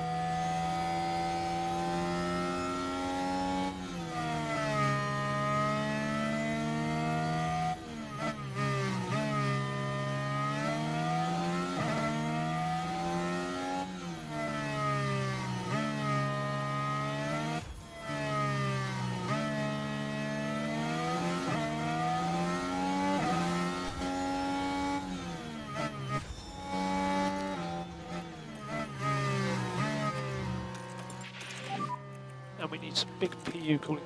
Copy. Okay, mate, and let's cool the car. Max is in, which means Leclerc may have to go another lap. And he does. Ocon boxes. So we can turn the driving clear air off.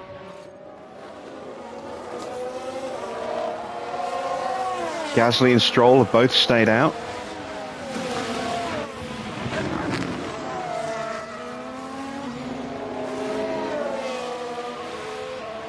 Mick should have so much more grip through the corners now. Which is why I've got him driving in clean air to find that grip. Slip it up the inside. He'll be much more confident and competent on the brakes, but he's getting held up by Leclerc here. Max in 3rd place on paper now.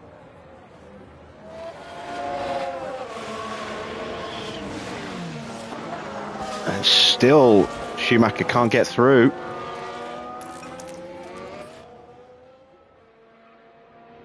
Leclerc's probably going to box this lap. Oscar's now right there and on a flyer.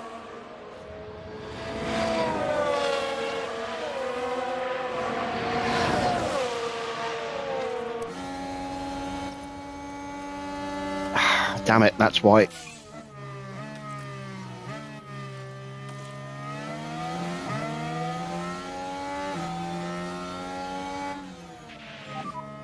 can do it. Still no way through.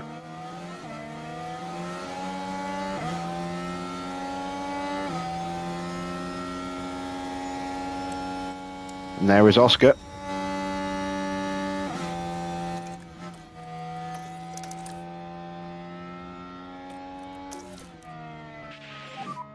Recharge on, please. Recharge on. Max is 6.5 seconds behind, but he's going to jump Gasly, who still hasn't stopped. We need to be getting past ASAP here. Come on, outbrake him, outbrake him. Still not. And this is hurting us.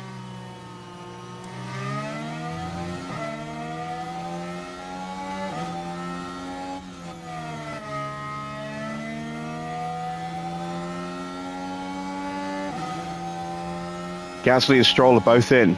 And there's Leclerc. Leclerc has a box.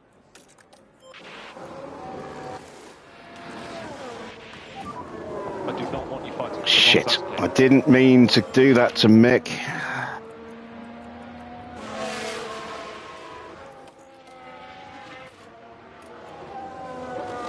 Let's switch back over again.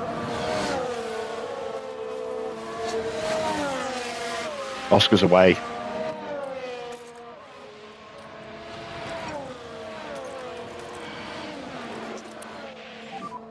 He's left the coast.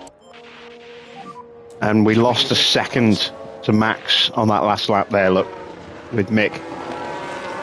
That's partly due to him pulling over in turn one, but also just we got held up.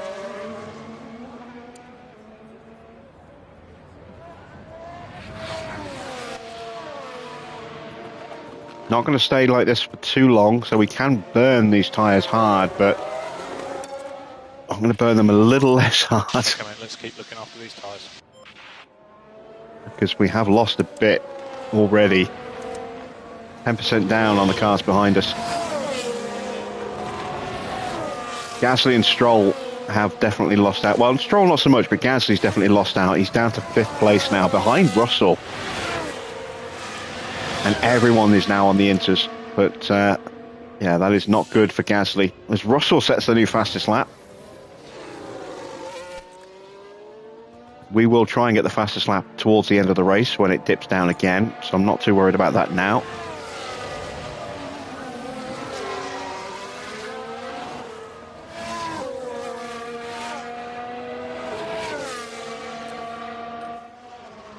Russell's making moves towards Max.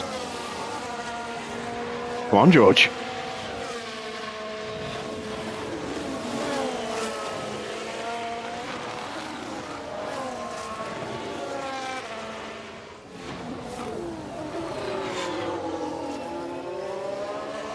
If Schumacher can close the gap up to Oscar, I will tell Oscar to pull over and let him through again. I didn't mean to tell Mick to pull over, and I wasn't quick enough to turn it off. He was just automatically pulled over because I accidentally clicked it.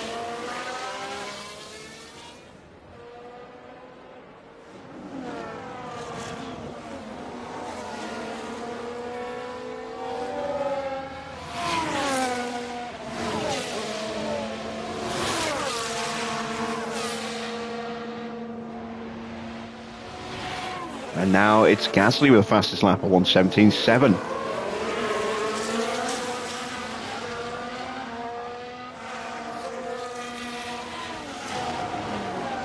Mick is closing the gap.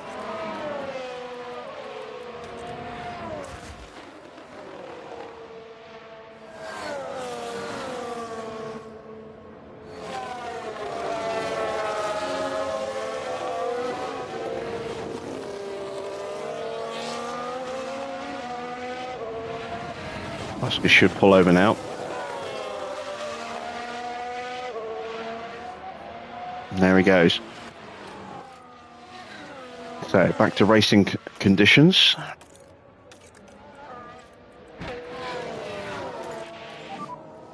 Let these guys go.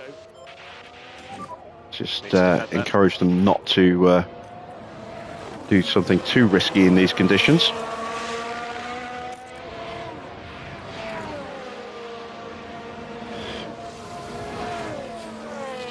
That has cost us a little bit of time to Max.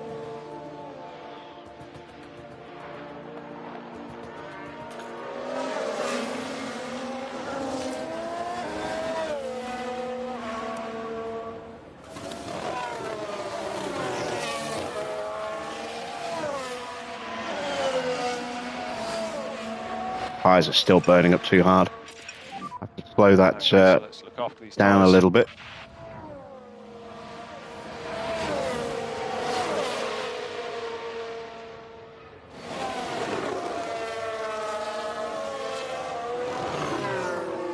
Surprised how quickly they've melted.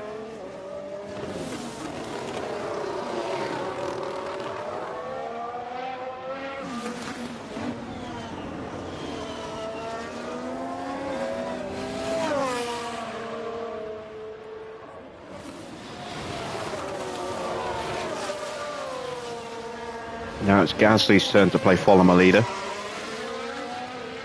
This time he's stuck behind George, whereas it was Max stuck behind him for the first stint.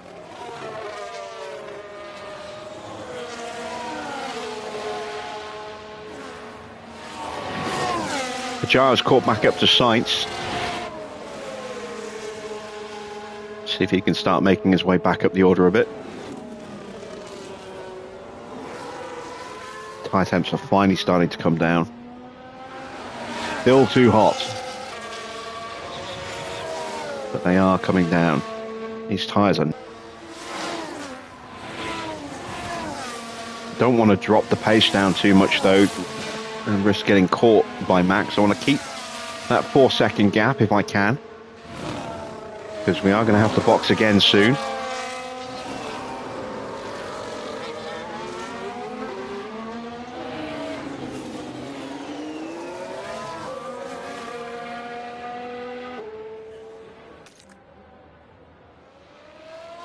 A personal best middle sector for Mick.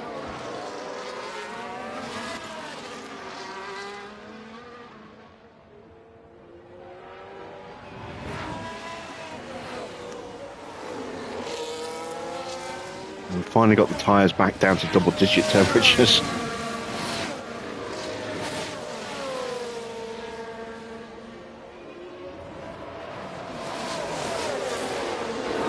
Gasly just can't find a way through in these conditions.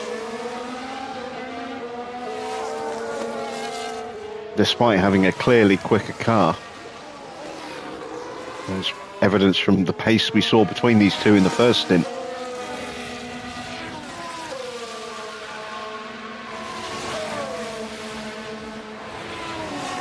New fastest lap for sure on 1:17.3. Track now less than 2 millimeters of water.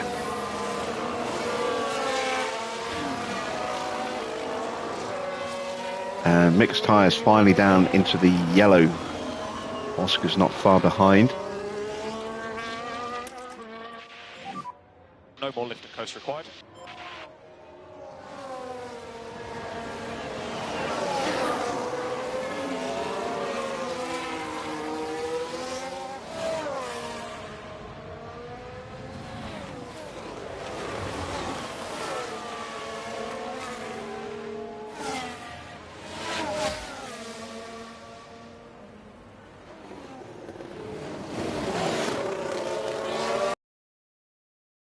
Setting the fastest lap on that last lap.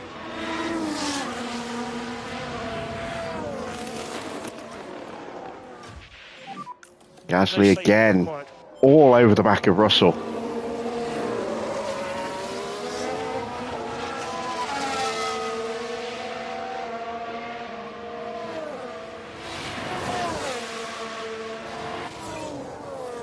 Bottas now with the fastest lap of 1:17.0.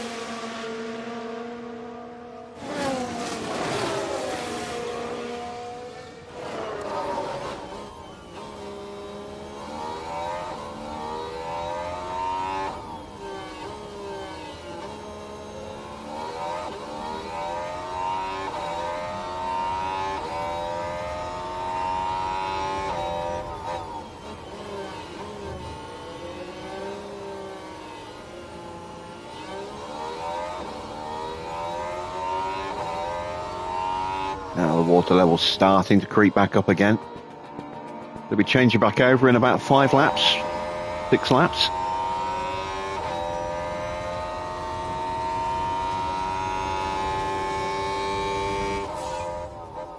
Another fastest lap for Gasly. Still can't. 1:16.3. That is a quick lap.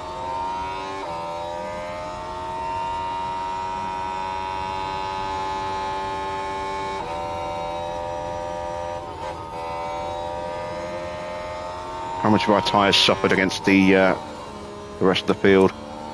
Ooh, pretty bad. 20% down on Max. Yeah, we went very hard on these tyres at the start. Probably a little bit too hard. Max now under 3 seconds behind Oscar and closing.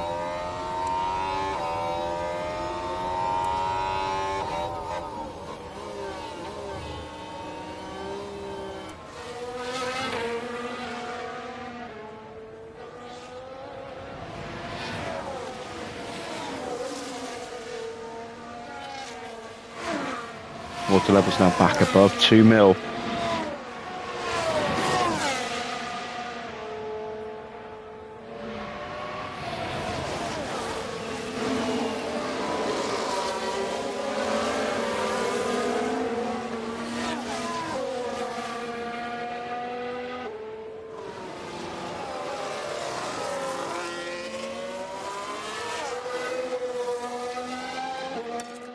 Up mix pace a little bit. Come on.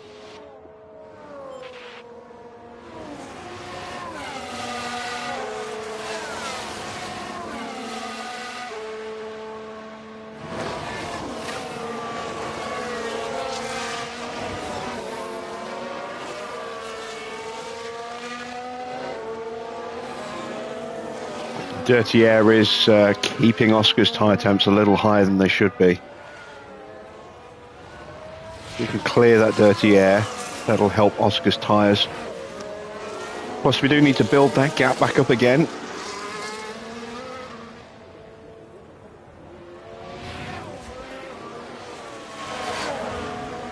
Ready for the next round of stops. You see Oscar is now just 2 seconds ahead of Max. There he is. He's closing. And he's bringing Russell and Gasly with him. Big gap back to Stroll, 8.5 seconds.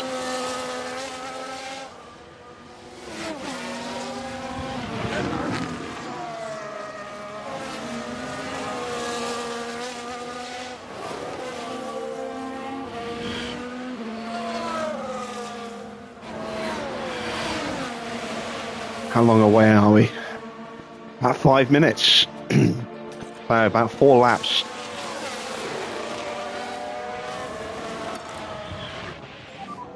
We can push a bit more. Max is getting too close. We're going to have to try and stagger our stops this time and just hope that we can maintain position.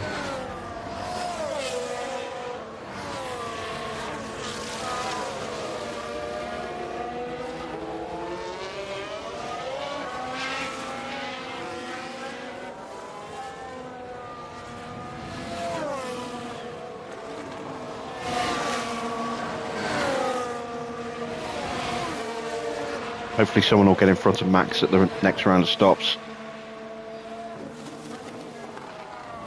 Yeah, but we've pushed these tyres so hard they are just not able to keep up anymore.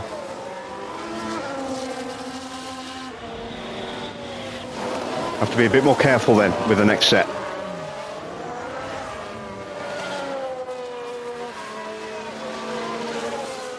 But the wet should last a little bit better.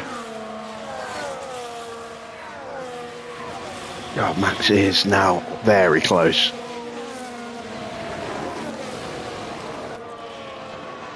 Need that wet to come quickly.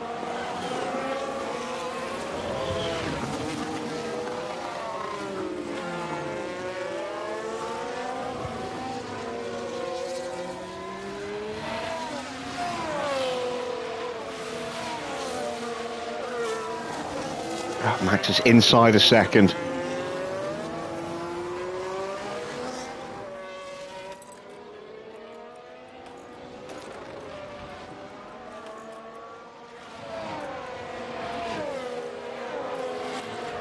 Confidence still pretty high for both drivers.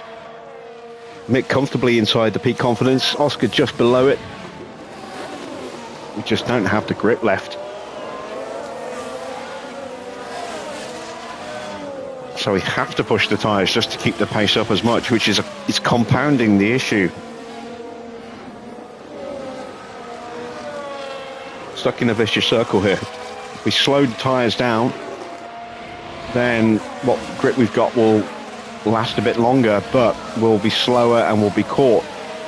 So by pushing the tyres, we're keeping the pace up a little bit more, but we're destroying the tyres even quicker. It means our pace is going to drop. We just need to basically hang on to this change that's coming.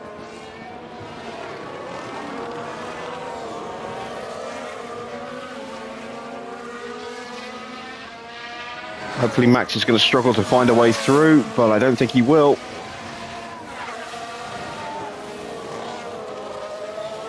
He's got us. energy. Yeah, nothing to fight that with. Head down. We can just focus on charging the pack. Yeah. Russell's pitted. Hmm. Need to focus on getting the pack up. Russell's gone early.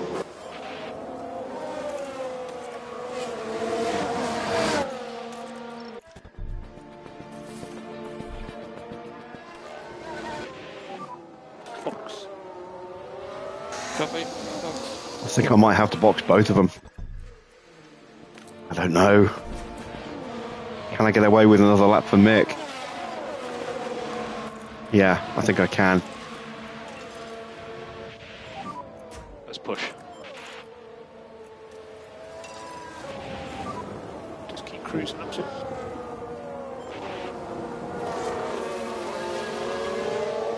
Russell's gone a little bit too early. I'm going to have to box Oscar this lap because we can't afford a double stack or we'll lose out to Max.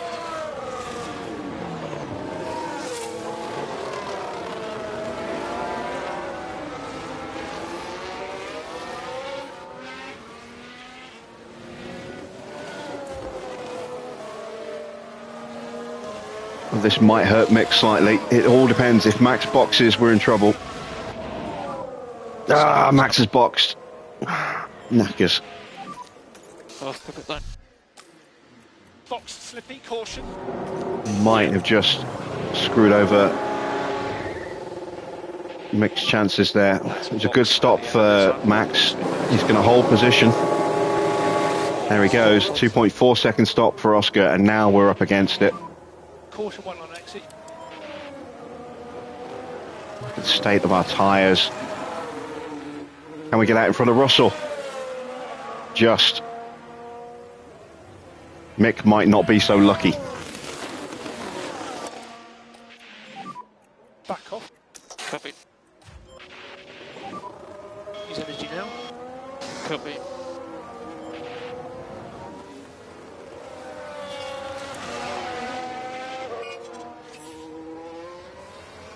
Yeah, this is definitely going to hurt Mick. He's going to come out behind Oscar. He might well come out behind George. But he's comfortably ahead of for sure, who has yet to stop and is doing a lovely job holding up Stroll for me.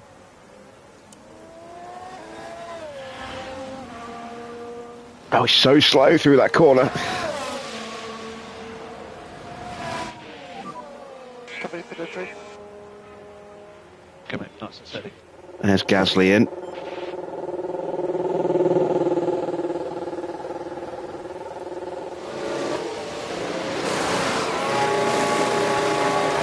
.3, it's not bad. Can we hold position? We might. Oh, no, I don't think we can.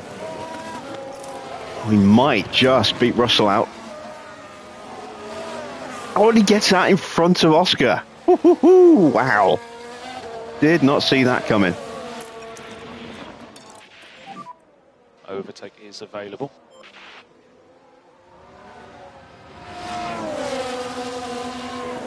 So, second and third. Probably holding Oscar up here, so let's save Oscar's battery. Focus on bringing the pack back up. Copy.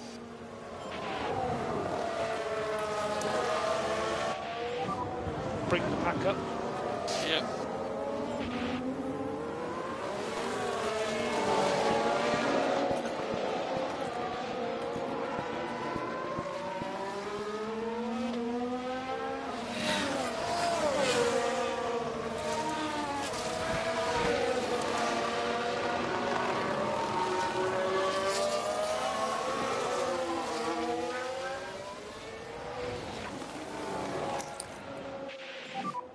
We need to focus on the energy now. Copy. Recharge on, please recharge on.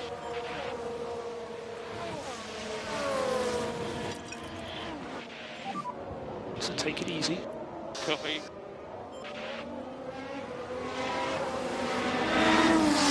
Gasly once again is stuck behind Russell. Leclerc now up into 6th place. So he's benefited. Stroll down in 7th. Sainz still yet to stop. There he is now. Hitting the pits. Where's this going to bring him out? This will bring him out behind Hajar.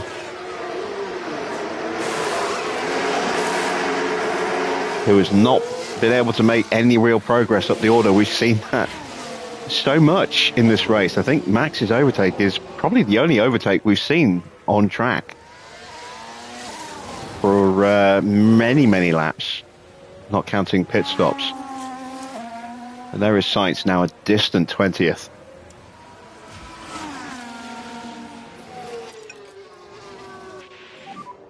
Let's look after these tyres.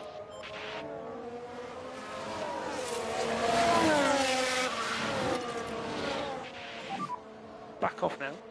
Yep. Just need to cool these tyres a touch.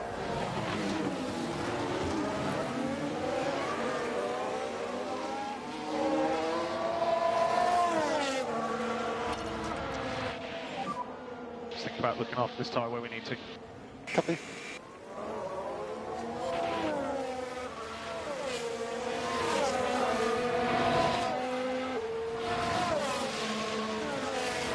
I think our best bet now to get back in front of Schumacher, back in front of Max, might be to wait till the next round stops.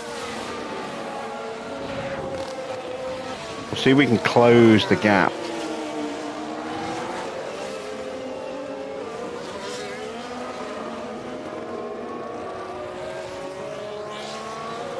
But we might have to do it in the pits, because overtaking on track has been so difficult for everybody here tonight.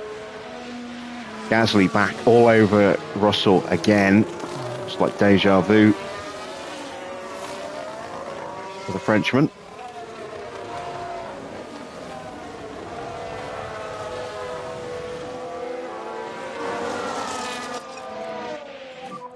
Let's push, come on.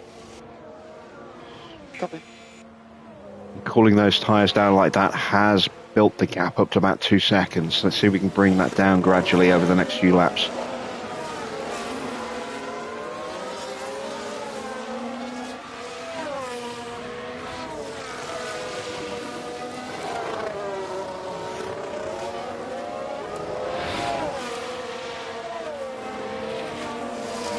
And I'm able to keep the tyres in good condition so we can box, well, push them really, really hard before the box and not have that massive grip disparity which allowed Max to sneak through on the last set on the inters.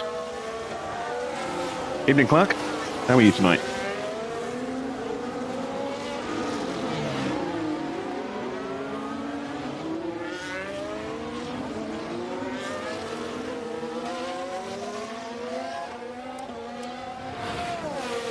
Looks like Max is pushing right now.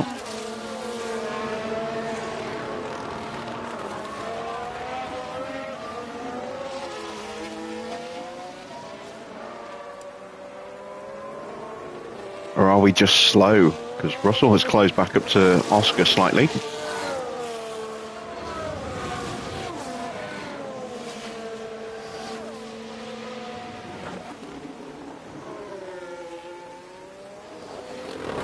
One thing's for certain, it doesn't look like McLaren are going to keep their win streak going here. Won the previous 2 races at this track, but they are nowhere this year. Ocon currently down in 9th, Norris in 16th place.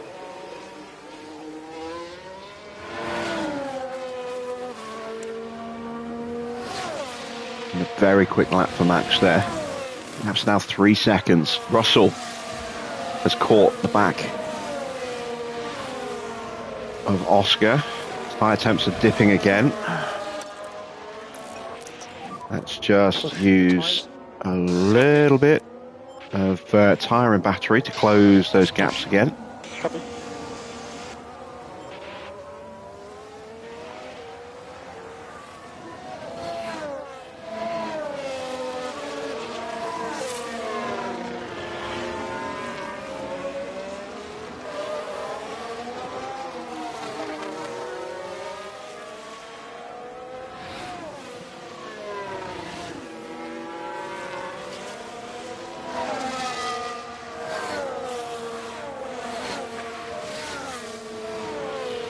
The sort of 3 seconds we lost swapping our drivers back and forth has certainly hurt us here.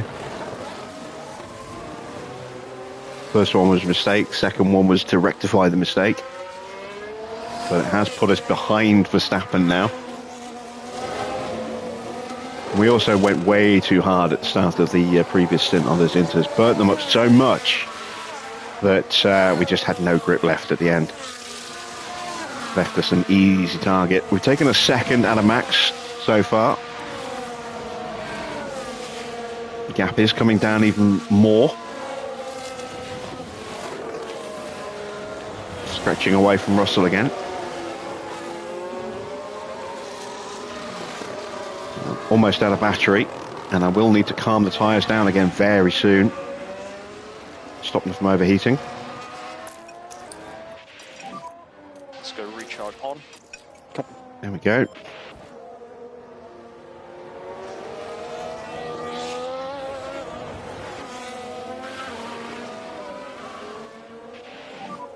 No energy. Copy.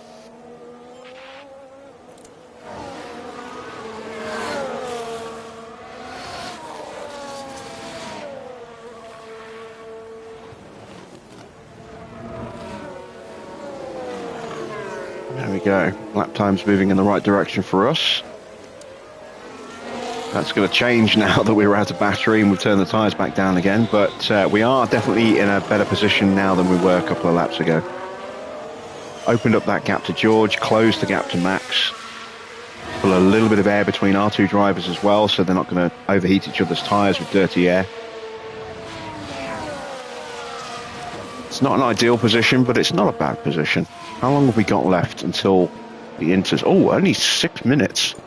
I know what, screw it. If we're only that far away, we can go full push.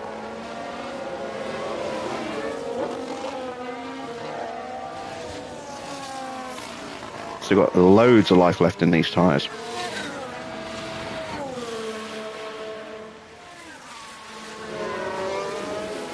If I'd realised I wouldn't have used the battery and I just used the tyres.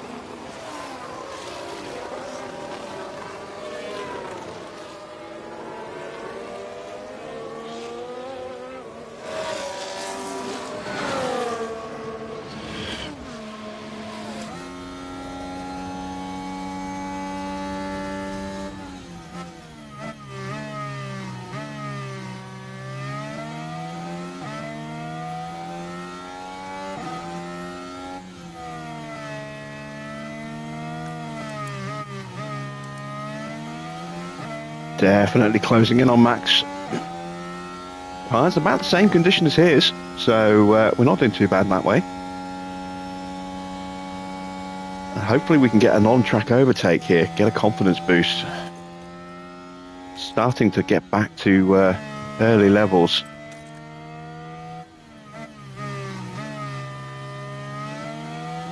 Been so long since we've actually, we haven't really overtaken anybody.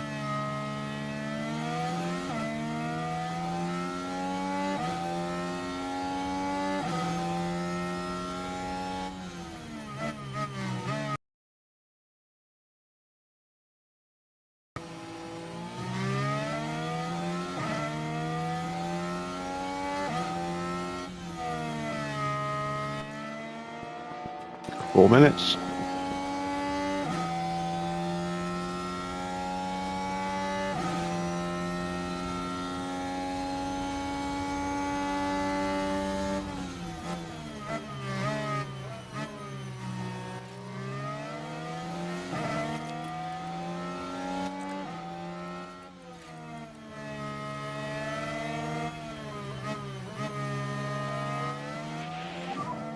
Let's keep the pressure on, mate. Copy.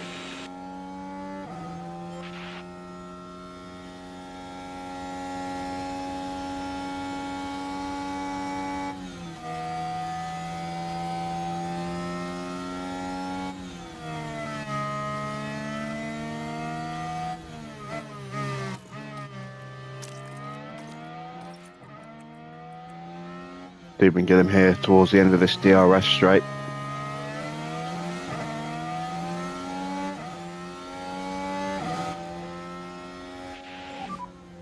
Okay, so let's cool Nope. the car now. Copy.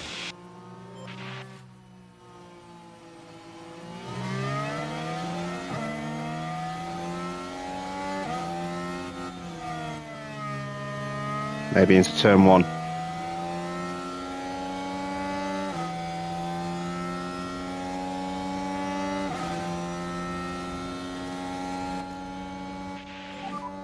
Cool the car. Okay.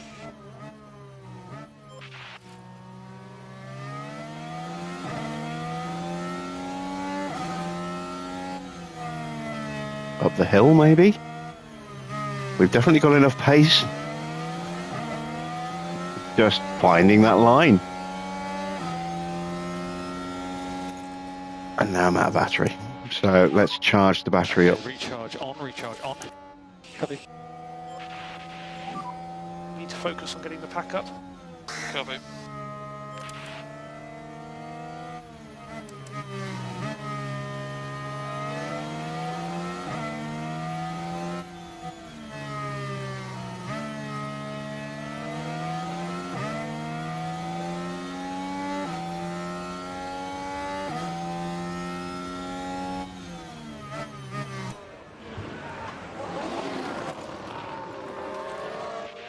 And while he is charging like this, let's tell him not to make any overtakes.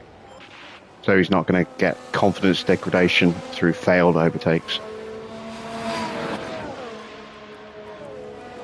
Tell Oscar not to attack as well.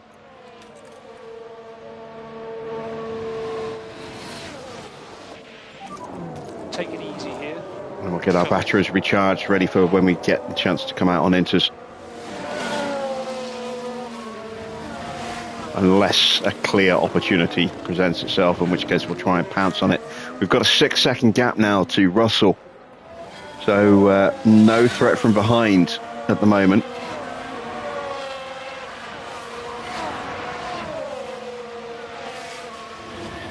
And that water level starting to drop again very quickly. One more lap, I think.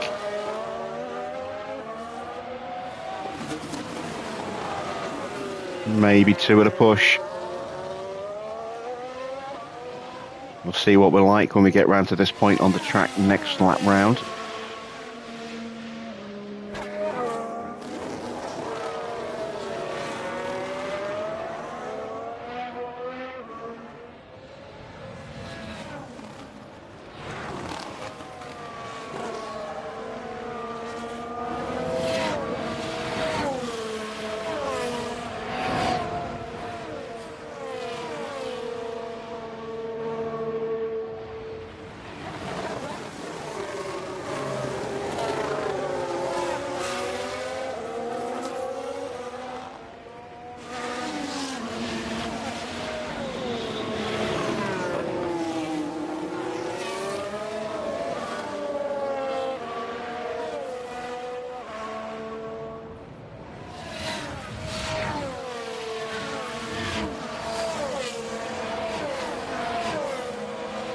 This is going to be a pivotal moment because we just can't seem to get the move done on track. Nobody really has, apart from when Max picked us off when we had no grip. Nobody's really getting any overtakes done anywhere on the field.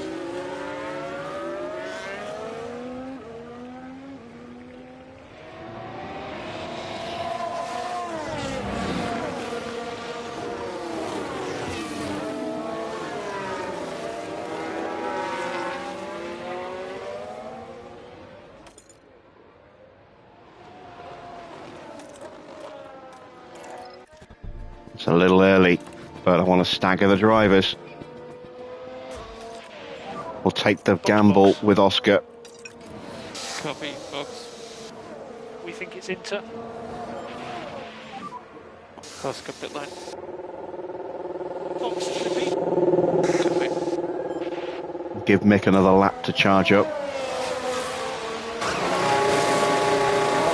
2.0, it's an excellent stop. Watch the pit exit line. And we're going to get out in front of Leclerc.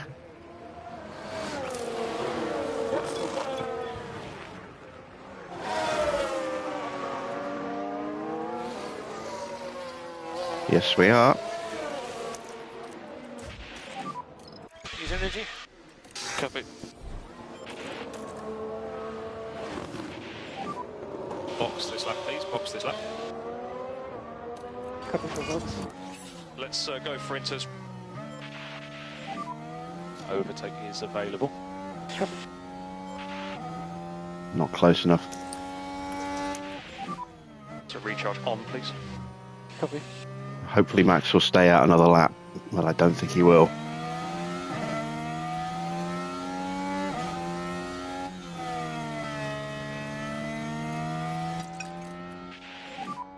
Okay, mate. Let's try and protect the tyre. Copy. There, Max is in. Box. It's very slippery. Has Oscar done enough to get an undercut on Max?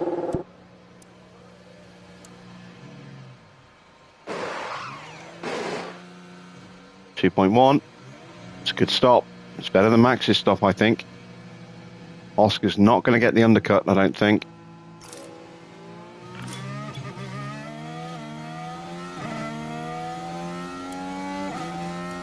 He's not.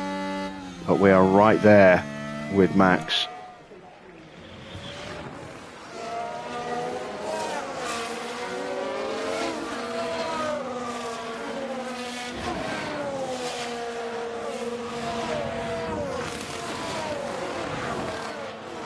Russell and Gasly have stayed out too long. They're going to suffer. Stroll could get now the jump on Leclerc and Perez. Well, he's definitely going to jump Perez. He should get the jump on Leclerc now as well.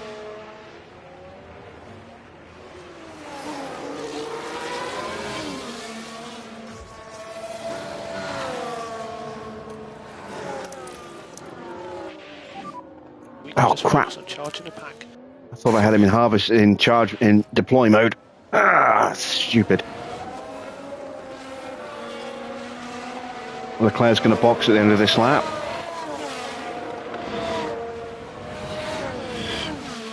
Russell and Gasly have stayed out. Oh, don't tell me they're going to try and go to the end. Leclerc into the pits.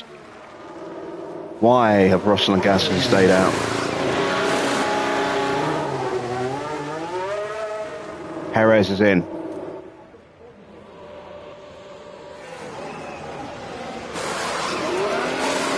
Stroll is going to jump jump Perez, I think, but Leclerc's going to stay out in front.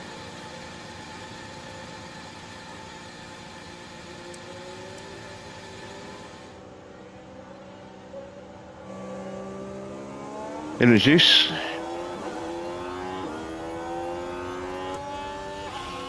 And Perez is out behind Norris.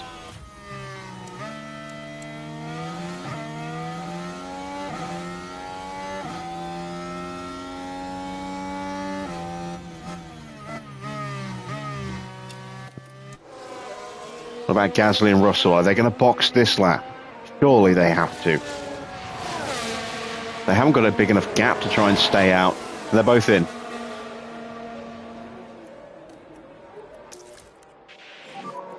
Recharge on. Copy.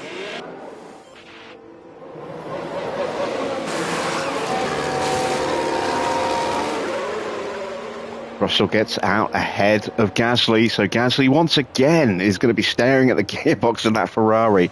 Been an excellent race for Russell. On for fourth place tonight.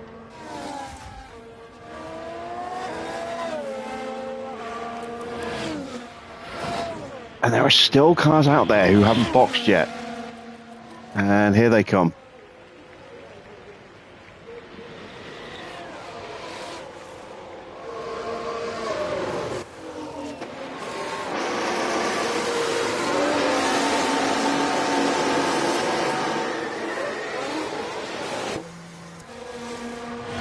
Bottas will hold position.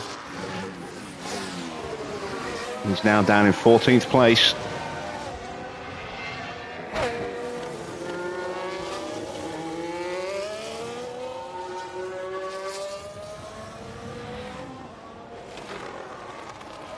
How do I make gains? The best way is to, at the start of the season, when you bring your first upgrades, is to make sure you go intense. for that first part. That way you'll, and if you can, only put the one engineer on. So you'll maximize big gains on that first part, and then any subsequent part that you make will have a boost to its development. So by the time you hit Gen 3 or maybe even Gen 4 of that part, then you'll be getting some significant gains from where you were at the start of the season. But it is also about making sure you've got the right staff, the right facility levels. It's not a quick process. It's something that does take time to build up. I mean, you saw the performance step that we took in Season 3 wasn't a massive step, but when the big regulation changes hit the start of Season 4 that leveled the playing field a bit, we were able to make a big stride forward. And then this year, we've built on that and come up with a monster car. Next year, the changes are minimal. 5% across the board on every part. So effectively, no real changes to regulations. So, we should be, the Alpha Tauri car, whether we're here or not, will be very strong next year as well. I think Max might have just a little bit too much pace for us tonight. Yeah, copy. That downforce, gain that they've got over us has certainly been the deciding factor. But the reverse will be true at Monza, assuming that it's not wet. If it's dry at Monza, we should be top of the pile again, I hope. Especially with that new new chassis, which I forgot to put on the car tonight, on one of my cars, and the new rear wing as well. We should be pretty potent again when it comes to speed. We are just lacking a little bit. We've got 10 laps to go, so I'm going to put the tyres into push mode now. Keep your pace up. Yeah, copy.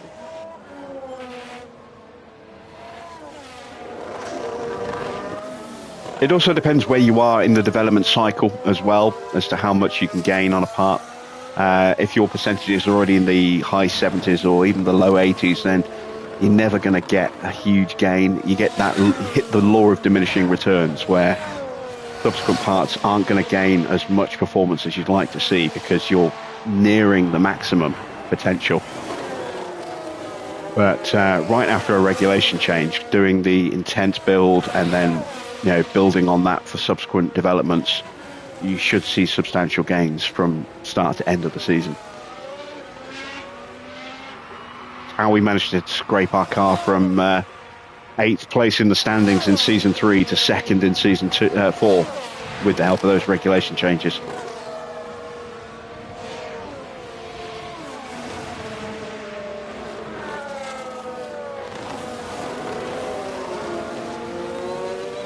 Max is pulling away from us.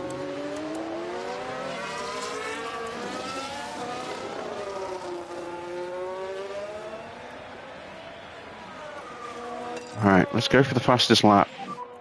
Come on, buddy, keep pushing. Focus forward.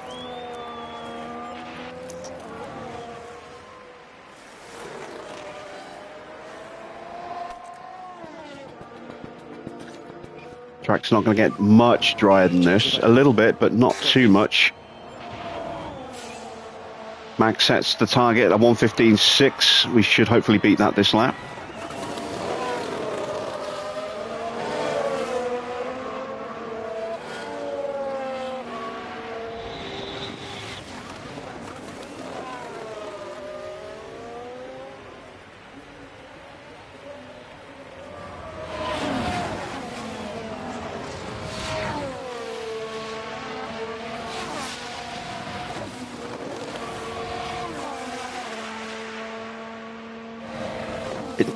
You've also got to take into account what the regulation changes are going to do. If there are some high areas of change in the regulations, then you need to make sure that you're focusing enough research to counteract those losses that you'll incur at the end of the season. So it's a balancing act. There is no one-size-fits-all method, but you can certainly put yourself in a decent position by following those basics that I've outlined for you. DRS disabled, DRS disabled. Copy.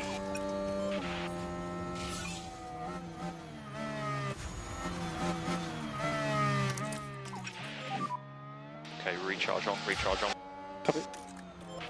We are going to hassle and harry Back up. and try and find a way through. Let's go. Copy.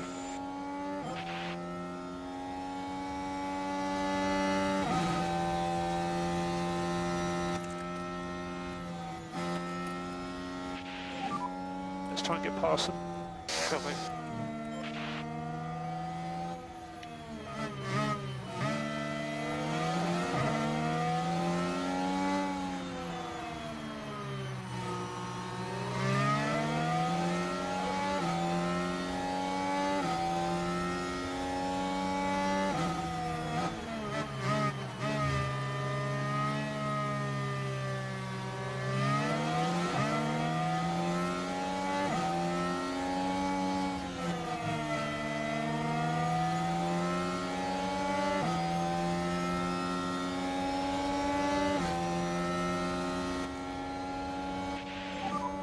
Okay, mate, and let's cool the car. Copy.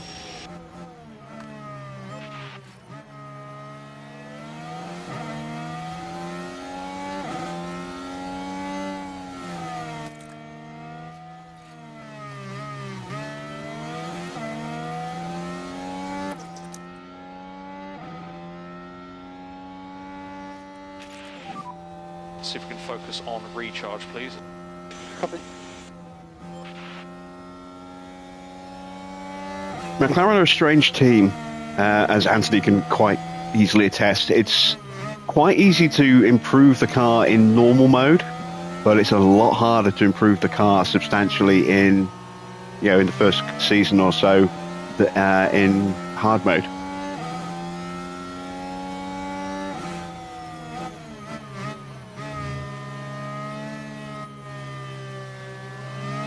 And the fact that you've got Oscar being so badly underrated in the game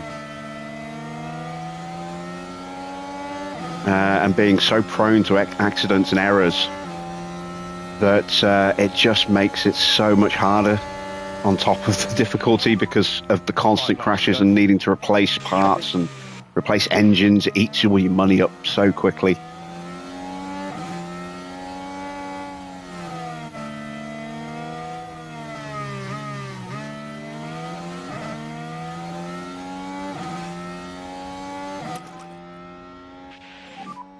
Okay, mate, no more lift and coast needed. Copy. We need to focus on the energy now. Copy.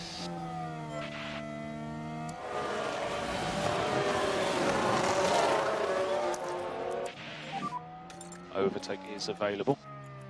Okay.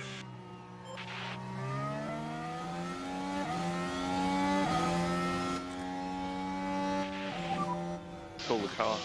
Max just blocking us there.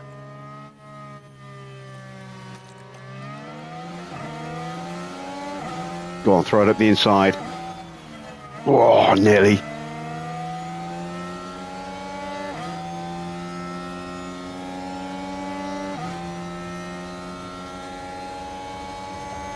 Go on, Mick. Go on, Mick. Go around the outside. Okay, mate, 4 laps to go. Okay, copy. Come on.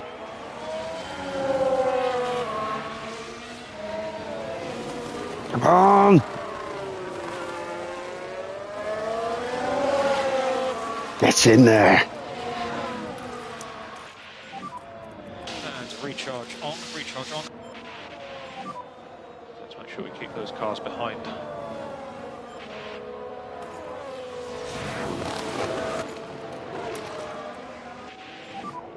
No saving required. Copy. Oh, wow. We're coming up to lap science.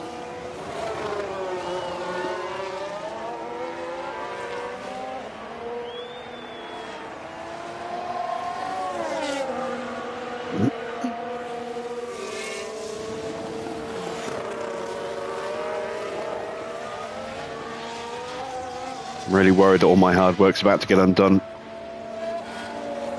on this straight here into turn 1. Evening, Patkins.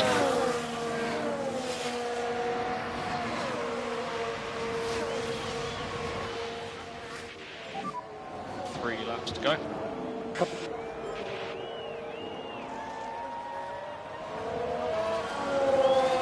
Don't suppose I have a blue shell. Don't need a blue shell. Don't want a blue shell right now.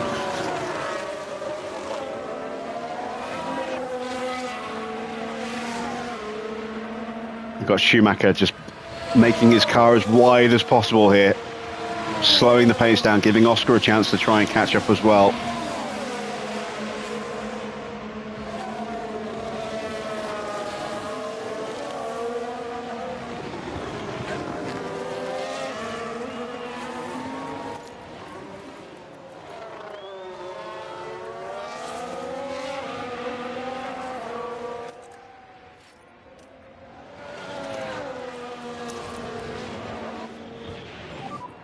Let's go recharge on, please.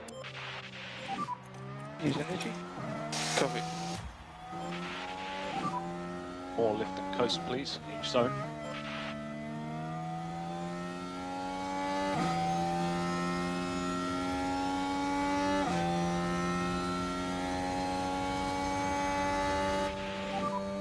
Two laps to go. And we get Oscar in front of Max.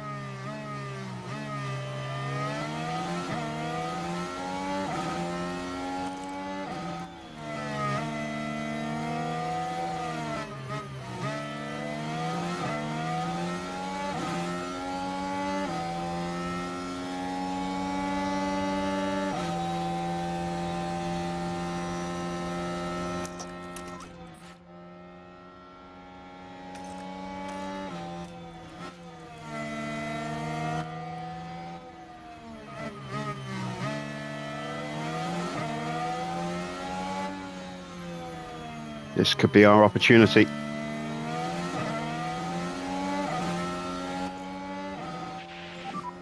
We need to cool the engine. Copy. Nope. Right, it's going to have to be turn 1.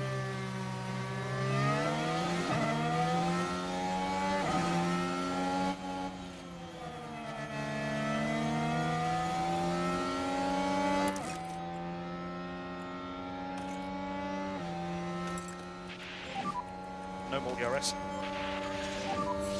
Work on your PU cooling. Copy. Not close enough. All right. Into the Dutch carousel. Don't know what they call this corner, but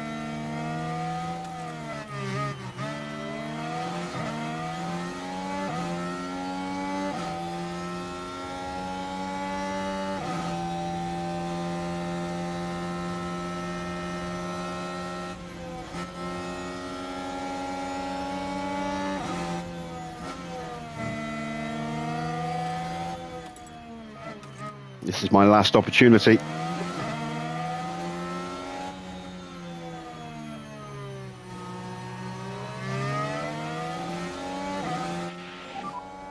No energy. That's it.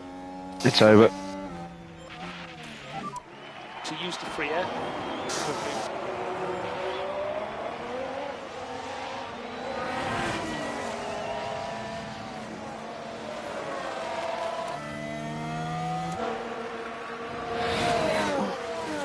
Mick's going to win his first Grand Prix of the season. Max will annoyingly take second, but Oscar will round out the podium. We've beaten Max in his own backyard.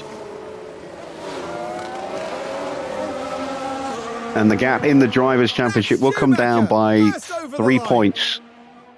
Checkered flag. As far as Verstappen is concerned, Mick will close the gap to Oscar and, more importantly, will pull away from Max. 26 points for Mick, his first win of the season. Our team is not a one-trick pony. We're not a one-driver team. We are a two-driver team. Both drivers now on the winning rosters. What a feisty finish that was. Superb little overtake from Mick there at the end. How you doing, Derek?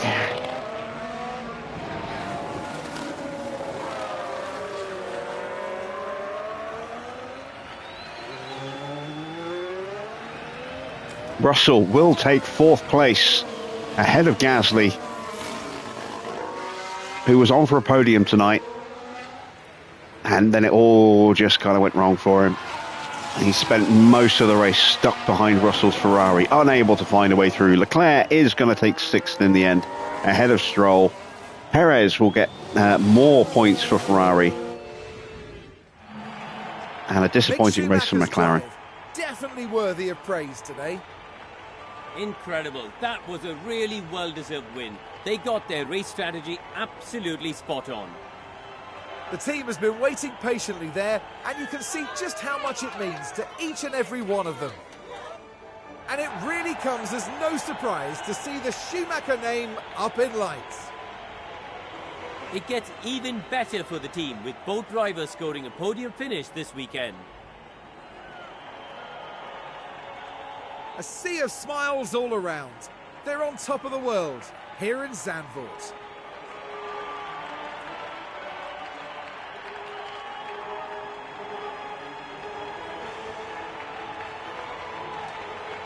And down there in the Alpha Tauri garage, Karun, what would they be making of that race, do you think? I doubt they could be much happier. A win and a podium place.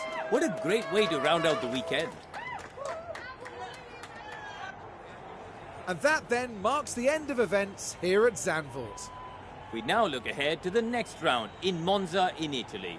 The Temple of Speed is waiting and the teams will be ready and raring to go. I can't wait for Monza tomorrow with our new parts and a track that will suit us really well. I am hoping for a 1-2 at Monza, which would be glorious. So, confirmation of the final result. Mick gets his first win of the season and gets the fastest lap as well to make a maximum of 26 points. Max up 3 places from where he started to finish in 2nd, ahead of Oscar by 1 place, but only 3 points.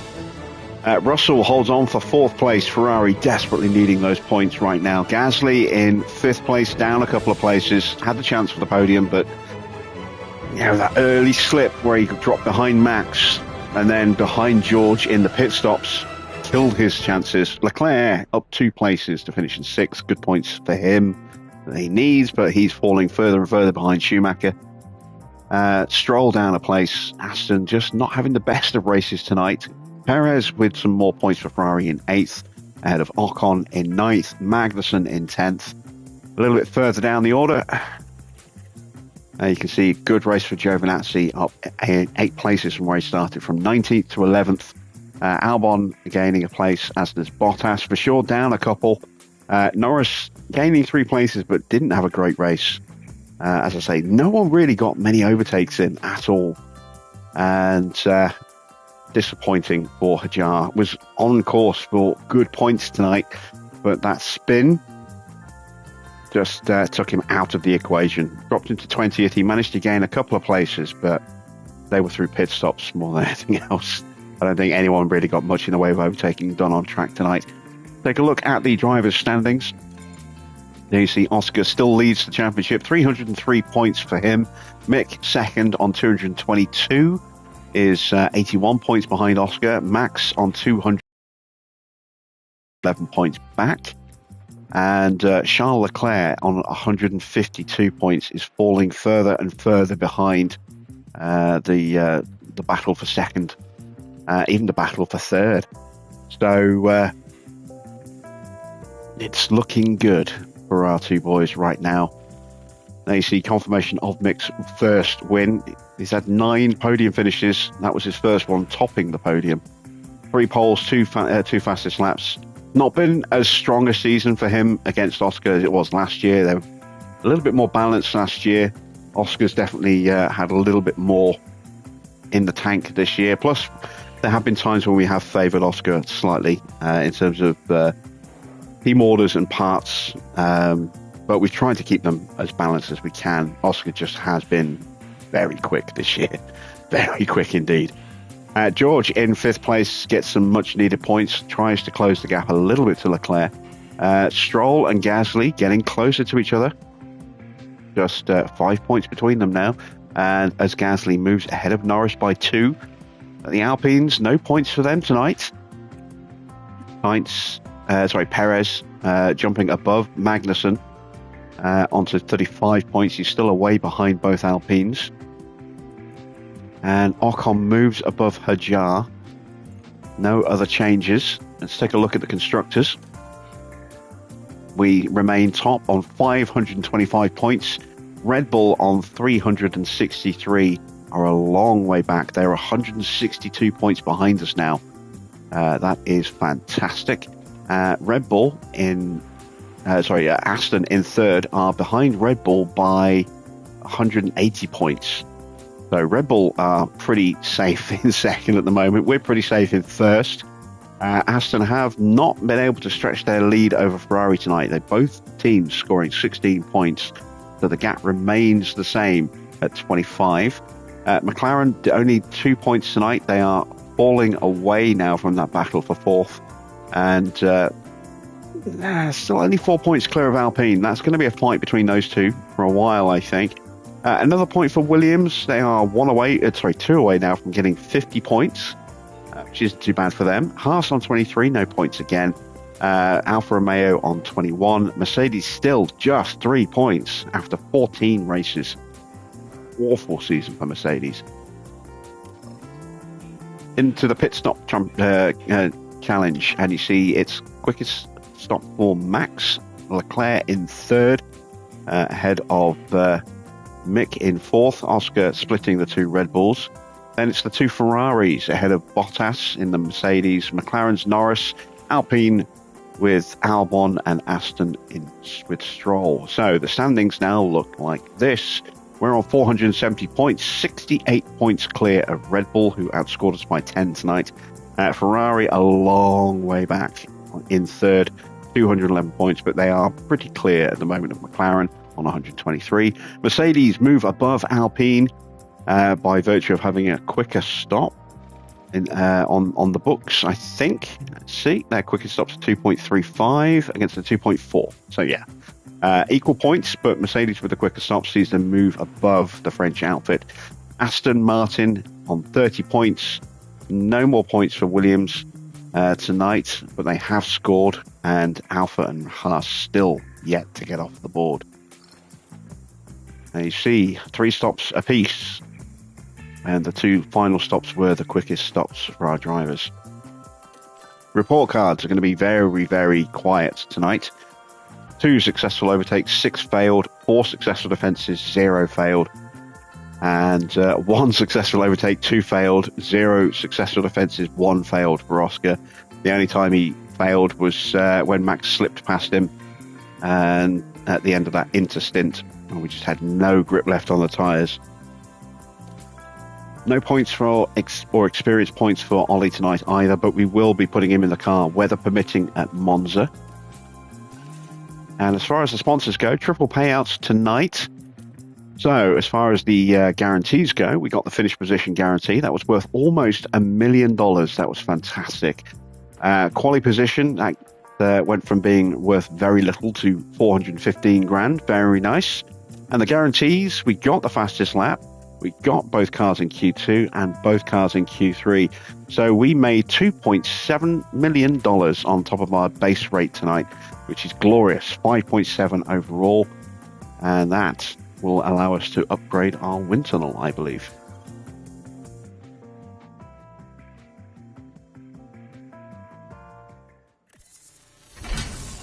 As the suspension simulator upgrade is now done. Let's see, we have 19.8 million in the bank. Let's go ahead and start the upgrade on the wind tunnel. Chassis are done. Now we can go to car parts and start building these at a normal speed rather than the rushed speed that we put them on, to make sure that we had 2 in time for Monza. Rear wings are almost ready. Nice little gains there, as you can see.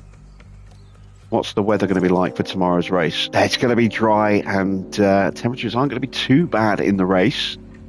It will be cooler in quali. That's going to suit us down to the ground. That's glorious. Got some parts that need to be replaced. Side pods. Let's swap that out. And a suspension. And let's check this car here. Front wing has gone. Install the replacement there. Right, we are going to need to make some more suspensions. Let's manufacture one more for now. Underfloors.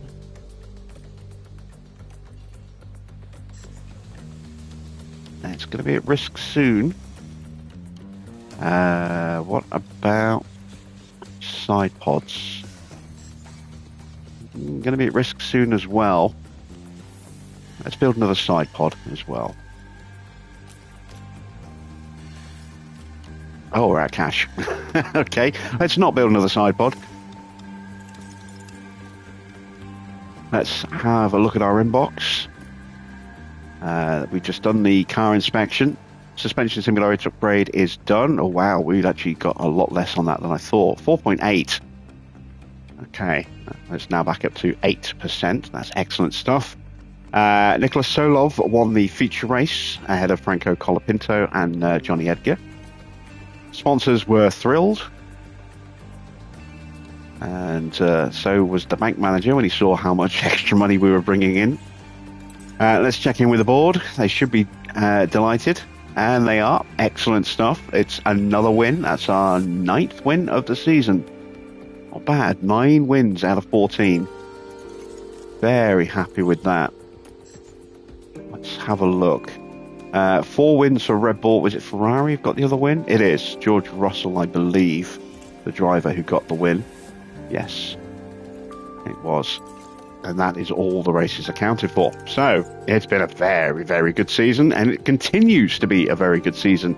Tomorrow, we go to Monza for an ATA qualifying weekend. That will make qualifying a little interesting, especially with a slightly cooler temperature on the Saturday as well.